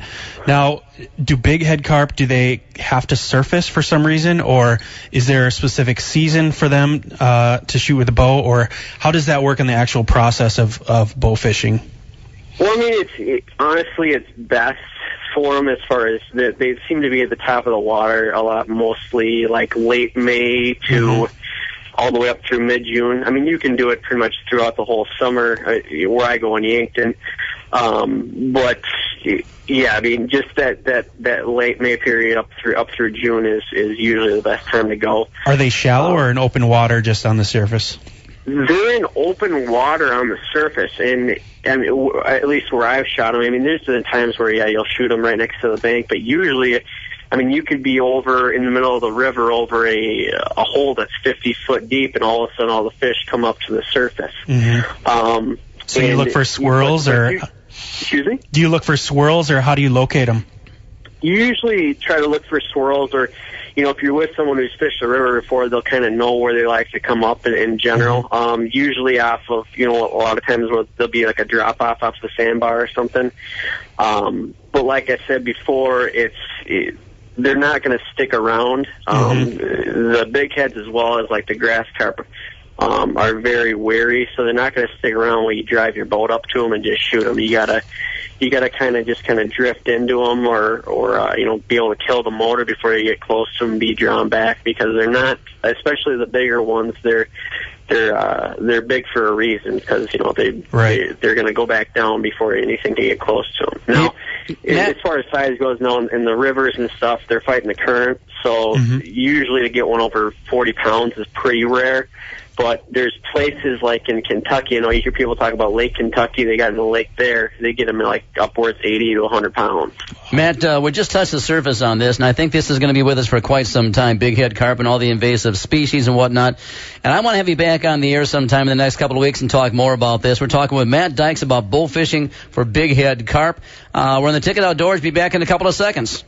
Make sure you tune in me, Brandon Tierney, along with my partner, Ziggy Barber, weekday mornings at 8. Sports Radio 105, The Ticket. Do you live for hunting and fishing? Tune in to Ticket Outdoors with Brian Zepp. Jerry Yellen, a World War II fighter pilot that served our country most honorably as a captain. We were constantly reminded of that's commitment to the other people. We were a nation of people of you, commitment to the other people. That's what you learn in the military. We learn to kill, but you learn that your life isn't worth anything without the life of the guys around you, or the girls around you. Ticket Outdoors, presented by Dan's Southside Marine. 2 hours every Wednesday at 7 on 105 The Ticket.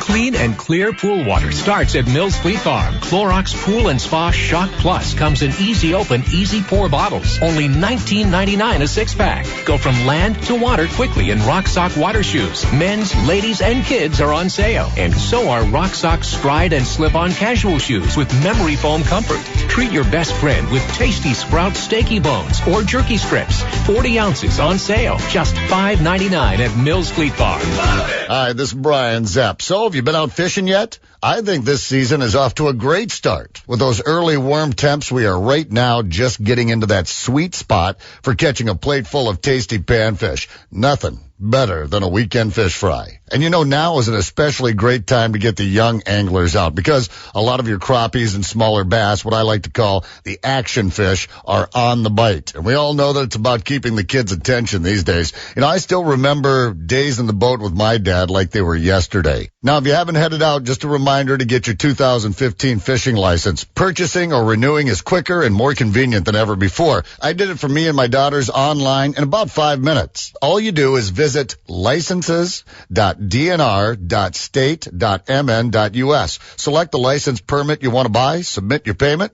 print it off. Or if it's easier to remember, just search Minnesota Fishing License and go to the Minnesota Department of Natural Resource site. Summer's flying by. Let's go fishing. If you love the outdoors, then you probably have a truck that you love too. Custom Truck Accessories can help protect your truck from the rigors of outdoor activities. They have custom seat covers and floor mats to protect against the mud and dirt from the field. Toppers and tonneau covers to protect your gear. If you're a truck guy, you'll appreciate the knowledge and experience of the Custom Truck Accessories crew. Visit CustomTruckAccess.com or stop by their store to see what a difference being family-owned can make for you. The Ticket Outdoors is proud to be a partner with Lakes Trading Company. Why? Because they kick. That's why. Guns to buy, guns to shoot, guns to rent, and the best prices on ammo around. We love Lakes Trading Company because they eat, sleep, and breathe guns just like us. Looking to get a permit to carry class or renew your old permit? Don't be disappointed by a cut rate instructor. Lakes Trading Company has top-notch instructors and on-site range and meals provided. Lakes Trading Company, off 8th Street in Forest Lake or online at lakestradingco.com. At most boat stores, what you see is what you get, which might sound good, but what you see may not be what you want. See, many big box boat stores get their boats pre-rigged, with equipment you may not want in places you may not want it. You wouldn't let someone pick out your wife or your kids, and they're almost as important as your boat. So come to Dan's Southside Marine, and we'll customize your boat to you. Say you're a lefty. You might want your depth finder here instead of there. Or if you're freakishly tall, you might want things at a special angle. Maybe you're a Virgo and you want everything in alphabetical order. We let you choose, even if we think it's weird. Because no matter where you choose to put things, at Dan's you're choosing the best. Motors by Suzuki, Yamaha, and Honda. Brands like Alumacraft boats and Premier pontoons. If you want what you see, you know where to get it. But if you want what you want, come to Dan's Southside Marine. You'll not find a bigger inventory of Premier pontoons and Alumacraft boats anywhere in the Twin Cities. Any boat you see online is available for sale at Dan's Southside Marine. Now back to Ticket Outdoors, only on Sports Radio 105, The Ticket. We're back on the Ticket Outdoors, Wednesday night from 7 o'clock to 9 o'clock. God, this is a lot of fun. I tell you, we're talking to Matt Dykes, and I am mistakenly kicked him off the air before we went to break. But Mark wanted to hang on to it for a second because Matt, tell us, thanks for being on the air. Matt's the bow fishing guy who fishes for big head carp and tells us we have a problem, my friends, with a big head carp. But Mark, who do you fish with out there? I fish with a guy his name is Marlon Wiebelhaus. Good friend of mine, who does some guiding and stuff out there. Pretty unbelievable. As far as the big heads and any kind of bow fishing goes, he's the best in the country, and it's pretty unreal. We'll be floating down the river sometimes, and he's like, all right, we got fish coming up here, and he's talking about 100 yards away. He sees fish coming up, and I won't see him until they're about 25 yards away, but it's that unreal about how good he is putting people on fish. What's this guy's name again? How do we get a hold of him? What's his website or whatever? His name is Marlon Wiebelhaus. He's got a website. It's WiebelhausGuiding.com. It's WIEBELHAUS guiding.com. Cool. Otherwise, his phone number is 402-357-2389. If people on the air at all are wondering about rates or anything like that, it's cheaper than anything you're to find around here. Most places around here, they'll take you out for about 2 hours and charge you $200. Well, if you got two people go out there, he'll charge $165 a person. And that includes lodging, and he takes you out on the river for about 8 hours a day. Now, that's a lot of fun. Marvin Wiebelhaus, right? Wonderful. Yep, it's M-A-R-L-Y and Marlin, like a fish. Okay, super. All right. Thanks a lot for being on the Ticket Outdoors. Again, we'll try to get you back on and learn more about the bull fishing for big head carp, and we'll try to get some business for your buddy there as well. And thanks again for being on the Ticket Outdoors. All right, thanks a lot, man. You bet. Now, am I still on the air, right? Yeah, why not? Are we going to talk? I shouldn't cut you off yet, right? Still have a little bit to go, probably about 35, 38 minutes. Yeah, one of the things I got to tell you with this, since Mark is going to call our next guest, which is going to be John Nelson. We've had John in a couple of times. He's with the Minnesota State High School Clay Target League. He's a big shot there, and they just closed up their state tournament. It's big time. It's grown like a son of a gun. So we're going to have him and get some results. And we got another young man who accomplished something in the state tournament that I will never accomplish. But in the meantime, I know my buddy Zepp is driving in the car right now from the airport. I think he picked up his Aunt Mary Ann, I think, from the airport, and he's got a new roommate tonight. He said he had to go home and clean his house for Aunt Mary Ann. Mary Ann is in town to go to the hospital, have a little work done to her apparently. But she's fine. So we're pulling for you, Aunt Mary Ann. Welcome to the Twin Cities. You think we're good? You think this show is good right now? You should hear it when your nephew Brian Zepp is in charge of the show. So welcome to the Twin Cities, Aunt Mary Ann, and take care of Brian. All right, clean his house when you're there as well. All right, what's going on? We got John? We do. John Nelson, you on the line, you my friend? Hi guys. Hi guys. How are you, sir? We're doing well, thank you. Have you come down from the last weekend, and after have you taken a break here and relaxed a little bit, or what's going on? Well, we get a little break after all these tournaments. Our fall league will start up pretty soon here, but it's a terrific weekend with the Minnesota State High School League state tournament. So just a great day and some terrific competition. John Nelson, we're talking to John Nelson again with the Minnesota State High School Clay Target League, and there's another name for that as well. And again, I forget what your actual position is or title is, John, but I know you are highly involved in getting this thing to go. This is the most complicated and growing sport probably in the country. Did it go as smoothly as you anticipated? Well, as we typically say, it took us about 13 years to become an overnight success. Yeah, so, there was an awful lot of sweat that went into, not only trying to get kids guns in schools, all in the same sentence and have that be a positive notion. But, there you go. That's well said. To get these kids recognized, where they can earn a varsity letter and be recognized in the yearbook and to have the type of safety in this sport that's truly amazing. All right, tell us what's happened this last week, and let's talk about state titles. And did you see any fantastic feats and accomplishments? Who won the state tournament in high school? Well, there must be a couple of. Are there different divisions like Class A and Class like high school hockey and all that?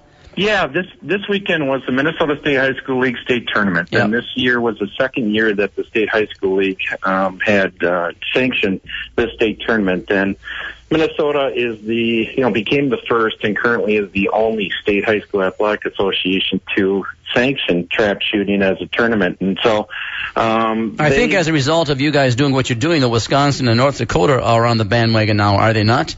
Well, they're not yet, and similar to Minnesota is what we need to do is we need to gain number of members in not only schools but in participants that it becomes a major sport that just simply can't go unrecognized. And so, in the state of Minnesota, when we become a top 10 sport, eventually somebody will recognize that, and the State High School League has done that. So we certainly appreciate that.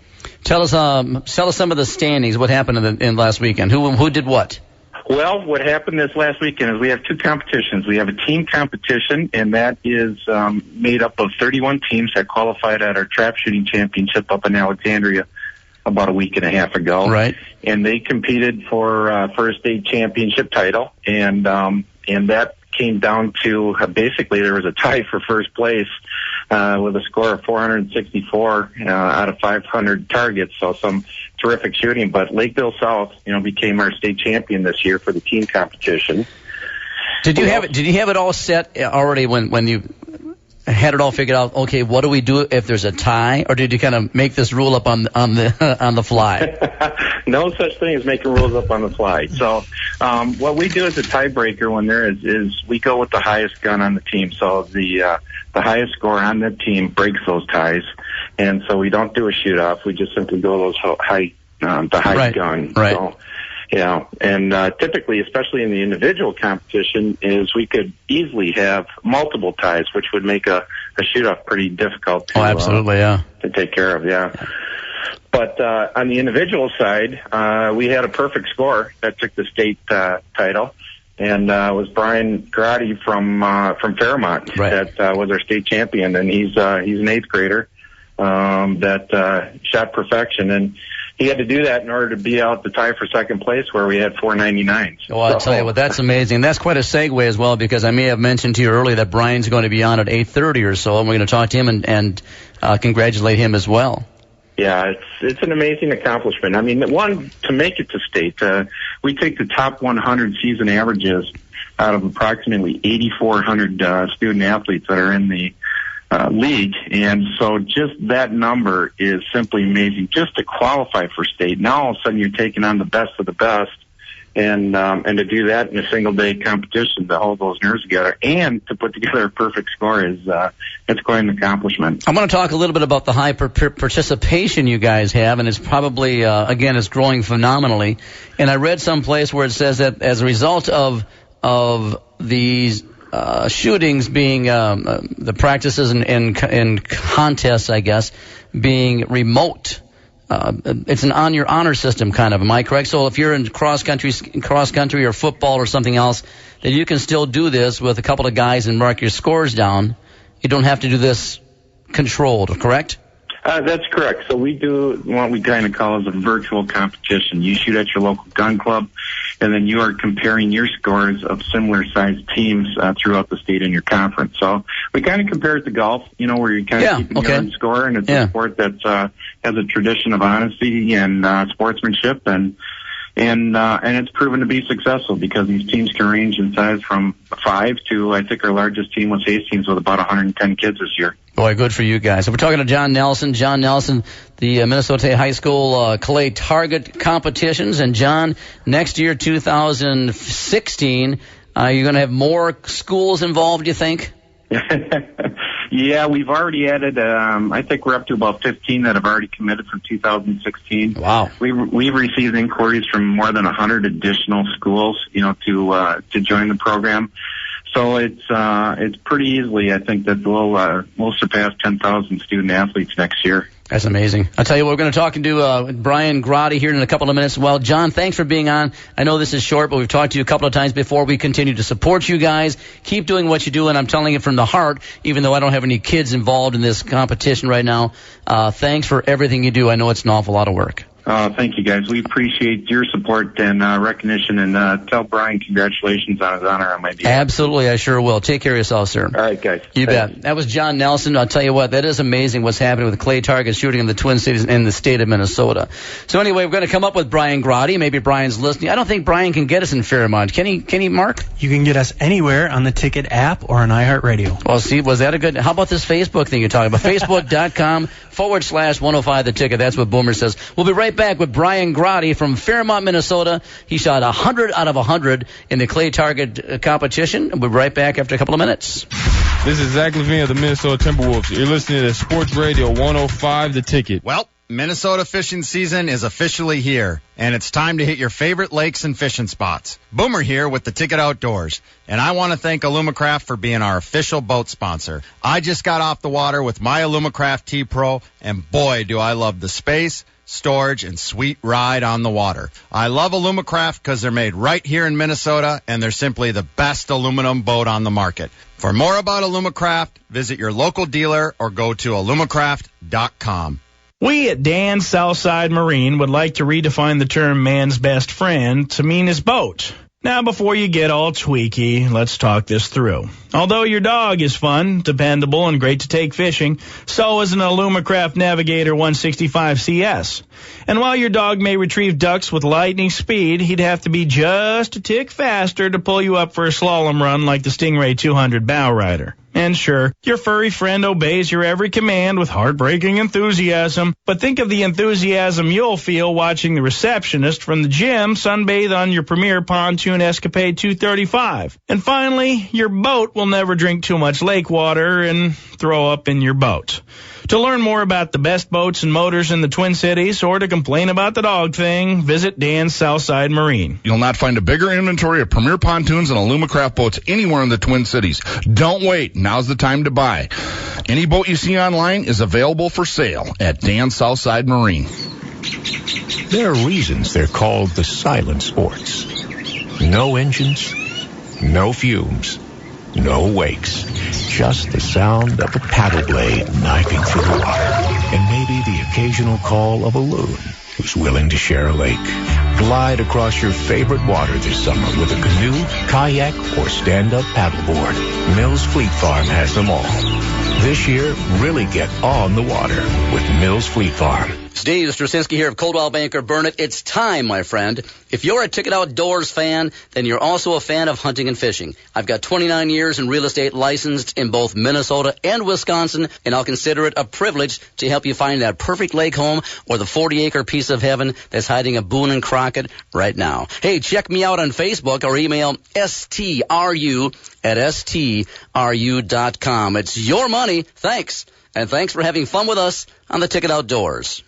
Now back to Ticket Outdoors, only on Sports Radio 105, The Ticket. Welcome back to Ticket Outdoors. Stephen, Edward, Robert Straczynski, the wild card here. My buddy Mark left me. Boomer left me. Zepp is gone. Hey, one more time, thanking our sponsors, Dan Southside Marine, Fleet Farm, Alumacraft, Lakes Trading Company, and Custom Truck Accessories. I tell you what, without these guys, we are nothing. And one more time for Fleet Farm, that summer is here, and whether you're going on a road trip or just going to the store, you'll need a great set of tires during Mills Fleet Farm Destination Summer Drive event. Even sounds fun. You receive up to a $70 prepaid card when you purchase a new set of qualifying Cooper tires, and that is at Mills Fleet Farm. Mark, how'd it go, buddy? All good. Yeah, I'll tell you what, we had a hell of a show. Hey, this is for Zepp. I'll tell you, before we get to the young man, Brian Grotti, I just read this a couple of days ago, but North Dakota, I get a kick out of this. North Dakota landfill named a landfill after Obama. Have you heard about this? No. Yeah, they're naming a landfill after Obama. The state of North Dakota has named a new publicly owned landfill after President Barack Obama. Apparently, North Dakota is not a Barack Obama fan. He said, we wanted to do something to honor the president, and I think a pile of garbage is a fitting tribute to Obama's presidency. Apparently, like I said, he's not popular in North Dakota. One guy says, I can't think of a better name. Says Joe Blau, a plumber from Minot. It's dark colored and it's full of crap. And isn't that something? So they're naming a dump in. That's a sad scenario. It's too bad. That has nothing to do with hunting and fishing and clay target shooting, but this sure does. We're going to talk to a young man named Brian Grotti. Brian, are you on the air, my friend? Yes. How old are you, Brian? I'm 15. Oh, are you going to ninth grade or going to be a sophomore? I'll be a sophomore. 15 years old, and you just kind of did what most young I couldn't do until I could never do. But tell us about your background, Brian, and all about hunting and fishing. And you were in the clay target shooting competition for the state of Minnesota, right? Yep. All right. Tell us all about your background. How did you start hunting and fishing and all that kind of good stuff? Well, I basically started when my grandpa taught me. He basically taught me everything I do now. Duck hunting and goose hunting, and especially clay target shooting. So, yeah, if he didn't help me, I wouldn't have any of this. So Grandpa's still around, right? Yep. I'll tell you what, consider yourself blessed, because all four of my grandparents were gone by the time I was about 4 years old, so I never had that kind of relationship. And now I'm a grandfather for 10 kids. And I'm only 64 years old, so hopefully I'm around for another 20 years and I can help them do some of the things that your grandpa helped. I will not be any good at it, but I'm going to try to help them as well. Tell us about your competition for high school. And this is only the second year, I think, that you have been competing, right? Yep, that's when our team started. All right, and how many kids in? Where is Fairmont, by the way? It's just right by I-90 on the border. Okay, so all the way out there. I didn't know it was that far out, but well, I was going to have you in studio, but that was not going to happen. No. Tell us about now. How did your school do? I know what you did, but tell us how your school ended up in the competition. We got second overall out of all the 31 teams that were competing. Wow. So. And how close was it to? How close were you guys to taking first place for team competition? Well, they did like the reverse for the score. Yeah. Because we were tied for 465, I think. And they took the high gun out of each team, and we lost by one. Their high gun was a 96. and we had a 95. So. And who had what did you have? You have a 95? Yep, I had the 95. So, Brian, you let your team down. Brian, my good friend Brian. That's pretty interesting. You know, they do the same kind of scoring in golf competitions when you play tournaments. They go to the last person or the last birdie, whatever it is. So that you guys took second. That's quite an accomplishment. That was only your second year in the tournament, I think, as well. You talked about. How about you individually? Well, I took first, but. And how many kids now? When you do individual stuff, how many kids were involved individually? There was around 100, I think. I think that's what they bring up there. And you shot how many out of how many? Come on, man. I shot 100 out of 100. Have you done it before? Nope. I'll tell you what. We're going to clap. Come on, let's go. So were you as surprised as anybody else that this 15-year-old kid shot 100 out of 100 when the pressure was on and you've never done it before in your life? Oh, I've got a lot of 98s and 99s, but I could just never pull it off. But I guess finally got it. So when you're shooting, talk us through the competition. When you're going through this and you're doing. Are you shooting 100 clay pigeons? They call them clay pigeons. Or clay, what do they call them? Clay targets? I don't know what the hell they call them. And then, are you doing those 100 all at one time, back to back to back to back? Well, we shoot 25, then another 25, then we take a 20-minute break, and then we do the rest of them back 50. All right. So tell us, when you're standing there, what are you expecting when you've got? What kind of shotgun are you using, by the way? I use a Prozzy MX-15. Okay, all I know is a 30. I mean, what do I have? I've got an 870 Remington. That's all I have. What kind of gun are you talking about? How does that compare to an 870 Remington 12 gauge? That's all I have. Well, it's certainly more expensive. They're made over. Thank you, Grandpa. So, I don't know. The main distributor manufacturer is made in Italy.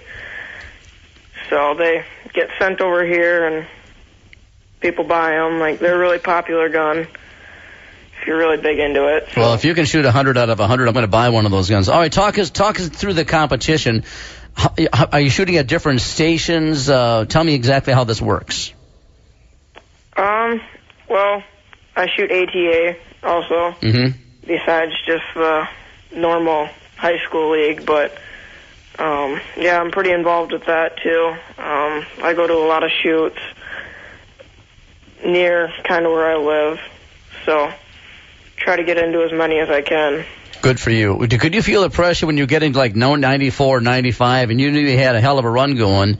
You know exactly how many shots you have left? Yeah. Did you feel the pressure when you got to 94, 95, 96?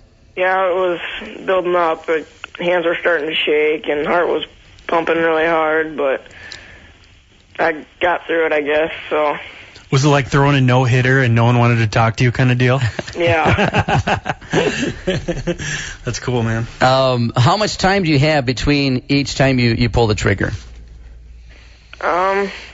Well, once it's my turn, after the other guy shoots, I usually, after cocking the gun, I'm usually right away, probably 5 seconds at most. That's probably better. That way that you don't have enough time to really start feeling the buck fever or whatever, right? The more you think about it, the worse happens. So, once you think about it too much, nothing goes right. So. Okay, you're only 15 years old, and you're probably a veteran compared to a lot of the guys who are playing this game as well. Give somebody advice. If I've got a 12, 13-year-old kid who wants to start this game, give him or her some advice. Well, I just keep practicing a lot and try not to get too upset with yourself. Everything just goes downhill, and you just got to give it time. And things actually do go downhill for a 15-year-old kid? Sometimes. All right. Do you think, okay, now I've done 100 for 100 in the state finals. I'm number one in the state of Minnesota. Where do you go from there? Just gotta, well, I'll be going to the state shoot July 6th through the 13th also, and I don't know, you just got to keep on practicing for it and hope for the best. Good for you. So now that you're a big state champ, do you have some groupies there, or what? Are you the most popular kid in school now? Kind of, not really. Yeah, well, have fun. Mom had to buy a half a dozen new Sharpies, right? Yeah. Hey, Brian, when you go to the other competitions, are you considered to be an adult, or what type of what level are you in the right now, statewide? next year I'll be a junior, but right now I'm considered a sub-junior when I'm shooting ATA. So it's, I don't know, it's basically, they go in like age groups. So if you're under 15, you're considered a sub-junior. But 15 and over, you're considered a junior. And it's just basically ranked on age, not really ability, but... Good for you. Hey, Brian, is your mom or dad around? Yeah. Let me talk to Mom, whoever's standing by the phone. Okay, sounds good. Hello. Mr. Grotti, how are you, sir? Oh, not too bad. Are you a shooter as well?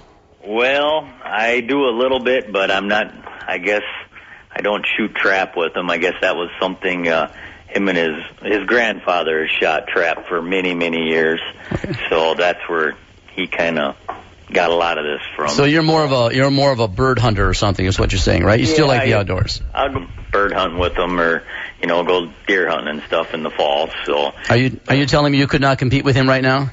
Well, I guess I tried here a couple of weeks back, and I guess the best I could do was 21 out of 25. So he kind of cleaned me right up, I guess. Oh, that's actually pretty good. You must be pretty proud. Yeah, boy, it's a really big accomplishment. So I know we've been watching him many weekends. He had hit 98s, 99s, and just couldn't seem to pull that 100 out. So, and he finally did it. Were you there for the entire competition?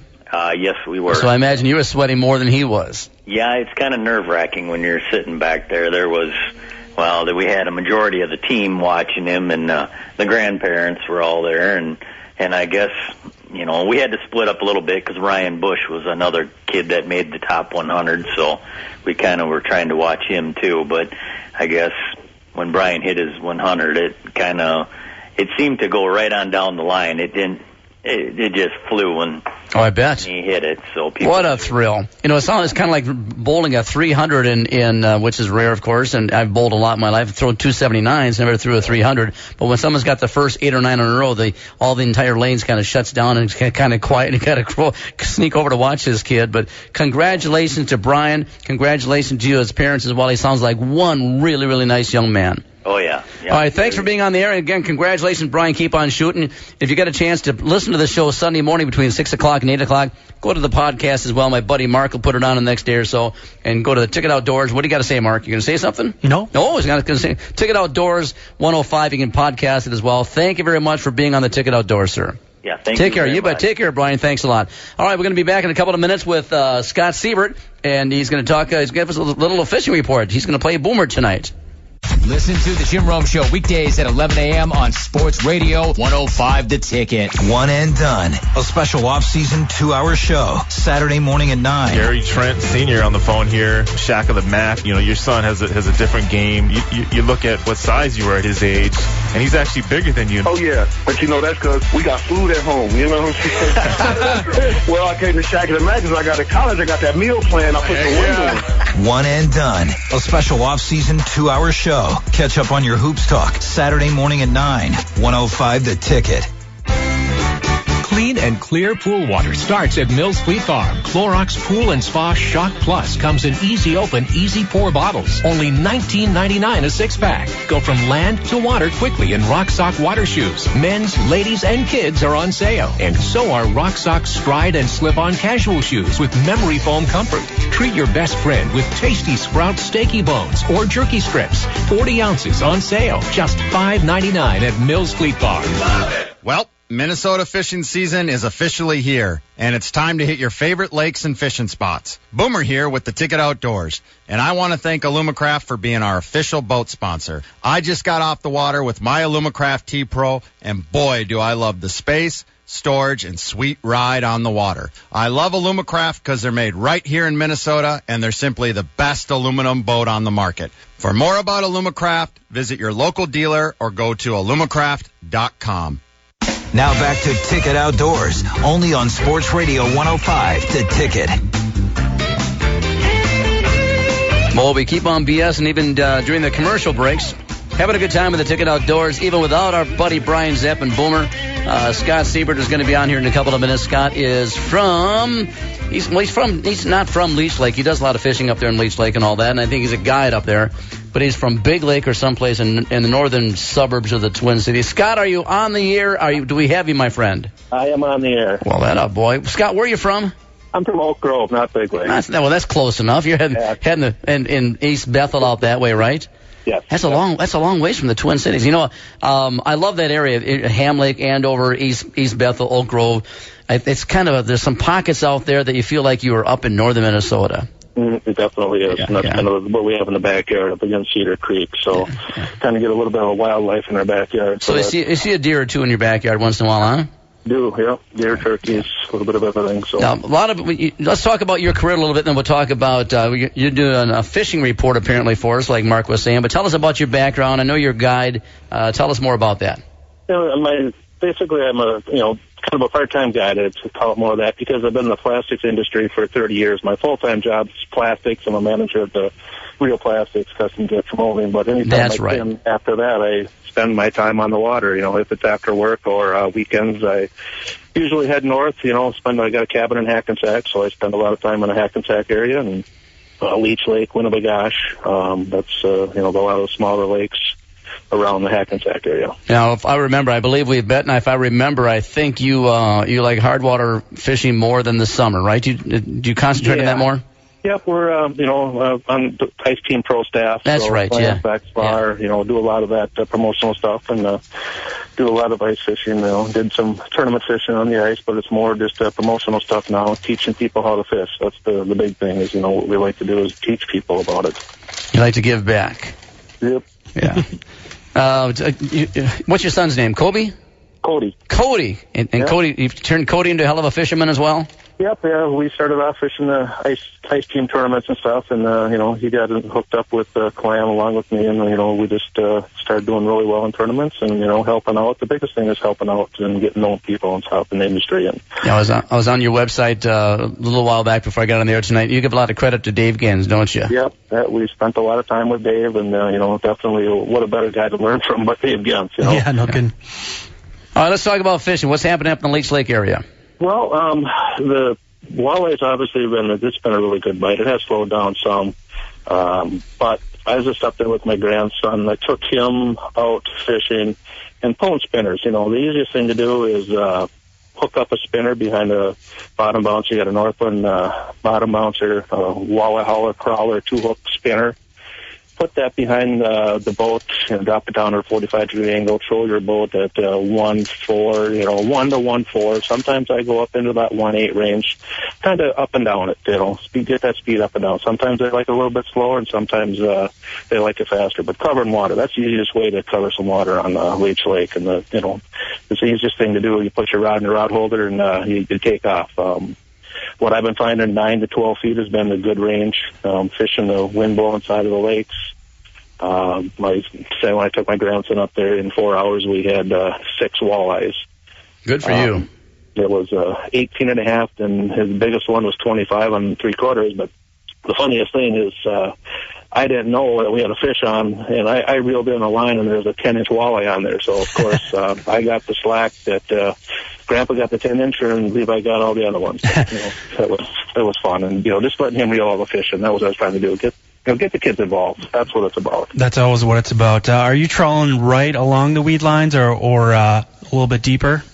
It'll be both sand, up into the weeds. I like to do the 2 points area. That's a little bit deeper water. I like to try to stick to some sand and rock, and right next to the cabbage too. Up there's some deeper water up in that Portage Bay. I think you'll get some nicer fish in there between the duck points. Just kind of bouncing around, and the good thing about pulling spinners is you can cover a lot of water. It's not like you're just sitting in one spot. You can lindy rig and stuff like that too, but I just, it's so easy pulling spinners and finding them fish. Once you find them, then you can back it off and start doing the lindy rigging and stuff.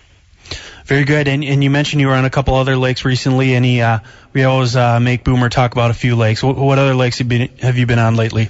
Last Wednesday I was on Minnetonka, did a guide trip out there, and it was a pretty good bite. We were trolling spinner baits and casting Bagley diving B1 bombers and catching actually on the casting baits, the bombers, we were catching bluegills on the baits, perch, northern bass. It was just a kind of a mixed bag. So that's always fun. It was a mixed bag tournament. It was pretty cool. And from there, I went down to Lacaparo and fished the AIM walleye tournament this last weekend. And, it's never been to the lake before. Pre-fished on Saturday, caught everything but a walleye on Saturday. Had a 5 3/4 pound catfish. Again, casting these Bagley bomber. Wow. The casting base was like, holy smokes, I thought I had a 20-pound pike on, But come tournament day, we, fished the spots we thought we were going to catch fish, and we ended up in one of the rock piles. We caught 3 walleyes. Wasn't good enough to win any money, but just a learning experience. New lake, new tactics. You just learn something new every time you go fishing. I mean, I learned something, and you learn something from somebody else. Hey, Scott, when you did the tournament, that's a 2-day tournament, right? These are actually 1-day tournaments. Okay. So it works out nice for people if you want to pre-fish one day, and the tournament's actually on Sunday. And then there's a 2-day championship later in the year you qualify for. Right. Are you still doing a lot of tournament fishing? I'm signed up for 4 tournaments right now. So that's enough, right? For 2015, that's enough. It takes some time, but when you love fishing, it doesn't matter. It's I like the competition too. You get to know a bunch of guys, and like I said, you learn a bunch of different things. We're going from Leech to Winnebagosh and then up to Potegama for the Graha in Grand Rapids. Oh, fun. Hey, Scott, we've got a place in Chetuck, Wisconsin, and on a chain of 6 lakes, and we panfish more than anything. They fish a lot of walleyes in the winter. They don't do a whole lot in the summer because there's so much traffic on this chain. It's pretty much of a touristy area. But it seems to me like the last week or so that the crappies and sunnies have not shut off, but definitely slowed down tons. Give me some advice. They're definitely probably starting to come off their beds now. I've had the same thing up there in our lake in Hackensack. I mean, it was 2 weeks ago. We were really banging the fish. They were, on their beds. Everything's up shallow, and now they're starting to transition out into back into that deeper water, into the cabbage, and just a little bit harder to find. Go ahead, Mark. That sounds good. That sounds good to him. Hey, give us some advice. Okay, I've got 10 grandkids, all right? And my son, I've got 3 boys and, of course, 3 daughters-in-law and 10 grandkids. And Mark and I just ended up getting together and bought ourselves a boat. But my kids are taking their kids out. The oldest one is 11. The rest are under 8. Give them some advice to get these kids excited about fishing. Well, keep them interested, let them drive the boat. That's the first thing I did with my grandson there is like, hey, you can drive. It's, you can have control of the boat. I put the spinners down. It's easy to, put a spinner down or even, put a crankbait back there. You're going to catch multiple fish. You'll catch pike, bass, whatever, even, with pulling a shad wrap, let's say, or a Bagley bait. They got the new Balsa shad out there. It's really cool lure this year. But put them behind the steering wheel. Let them watch the locators, kind of just like a video game. Get them away from the video games, but they can see the screen on the Lowrance there, and they can watch that, and it's fun for them to do other things than just sit there. Don't just set them down and hey, wait for a fish. Panfish, that's the number one thing to. You try to take them out and find some panfish, get some action. Doesn't matter if it's a 6-inch panfish, just, get them out there and catching something. So just keep them interested and keep them fish the prime times. Don't take them out there at 11 o'clock in the afternoon and expect to catch a bunch of fish, 11 to 2. Take them out there early in the morning or late in the evening. That's your prime time when the fish are going to bite. Have you fished Mille Lacs at all this year? I have not. I do have a tournament coming up there. That is one of them that I will be doing, but good reports. A lot of them fish are biting out in the mud out there. So, a lot of people are complaining about the lake, but, there's still a lot of fish out there being caught. Yeah, and what is the reason you haven't fished Mille Lacs? I know you try to fish a lot of lakes down there, and it's halfway up to Leech Lake, whatever, but is there a conscious reason why you're not fishing Mille Lacs? Is it because of the negative publicity, maybe the slot limit, none of that kind of stuff? No, but I like the lake. It's just I got a cabin in Hackensack, so it's, 20 minutes from Leech Lake. Yeah. 45 minutes I can be on Winnie. Around my cabin I got 100 in a 10-mile radius. I got 127 lakes. Oh my God! 10-mile radius. Yeah, so it's like, we like to go fishing, catching one day, and then usually the second day we'll check out a new lake and try to learn some more about the area. So you must have a couple of are there smaller lakes up there that don't have a lot of publicity or a lot of notice that you like to fish? Yeah, I do. Up on the Woodtick Trail in that Hackensack area, there's a lot of these smaller boats that I take I got a 16-foot 1640 Lumacraft John boat. That's what I take back. Nice. To smaller lakes, and my big water boat is a Lumacraft Tournament Pro 185. So we got a variety. We got a pontoon at the cabin, so we just got a variety of boats, and we can cover lots of water. You're talking about trolling for walleyes with spinner baits and whatnot, but how do you determine whether or not you're going to let the walleye take it and run for 2-3 seconds as compared to just setting the hook? A lot of times I just let it sit in the rod holder, and you'll see them walleyes, they'll come up and they'll basically just kind of grab onto it. So your drag is real light when it's sitting in the rod holder, right? It's a little bit lighter. I mean, I don't, the fish really isn't taking out drag when they grab it. They basically, if they're after it, a lot of times with that blade, that spinner blade and them hooks, they're coming up there, they're whacking it, and they're getting hooked. Yeah. But sometimes if you're feeling, if you do hold the rod, I will kind of drop the rod tip back for 2 or 3 seconds and then just sweep the rod forward and set the hook. You don't want to be ripping the hooks out of their mouth, but just getting a slight hook set on it. But majority of the time when you're pulling spinners, they're hooking themselves. You can just start reeling them. And that's what works great with kids. You can see that rod back there bending and flopping around, and just pull it out of the rod holder and hand it to the kid and let them go to town. Hey, Scott, how do people find you? They wanted you to take them out fishing and show them how to catch some big walleyes. Oh, our website's sksguides.com, or my cell phone is 612-759-0845. 612-759-0845. Mention the website one more time. It came off a little bit blurry. SKSguides.com. I know that. SKSguides.com. Scott Siebert, thank you very much for being on the air, taking care of it. You're the new boomer. We're talking to Scott Boomer Siebert, and thanks for being on the air. The Ticket Outdoors. You support us, we'll support you. Talk to you soon, young man. Yeah, thanks a lot. You bet. Keep fishing. All right. That's about it. We're going to wrap it up, right? What do you think, Mark? We did okay? I think it went well. We did okay. We had great guests on tonight. We had started out with BS and just you and I, and then we had Kate McCaig. Boy, I tell you, the young lady's gone through a lot. She's a spicy person. As a matter of fact, Dinah and I will go to their place, the Station Pub, I think it is called. I've never been there since I moved up north. Well, it used to be called the Manitou Station. We've been there a lot of times, and I don't know if they just changed the name a couple of years ago, but nice spot. And David Darwitz, thanks for being on. Matt Dykes, John Nelson, congratulations to Brian Grotti, 100 out of 100. Clay target shooting in the Minnesota State High School Tournament. And Scott Siebert, thanks for taking care of Boomer. We appreciate it. Listen to the Ticket Outdoors again podcast, probably tomorrow, maybe Friday at the latest. And you can listen to the show again Sunday between 6 o'clock and 8 o'clock in the morning. Thanks for listening to the Ticket Outdoors.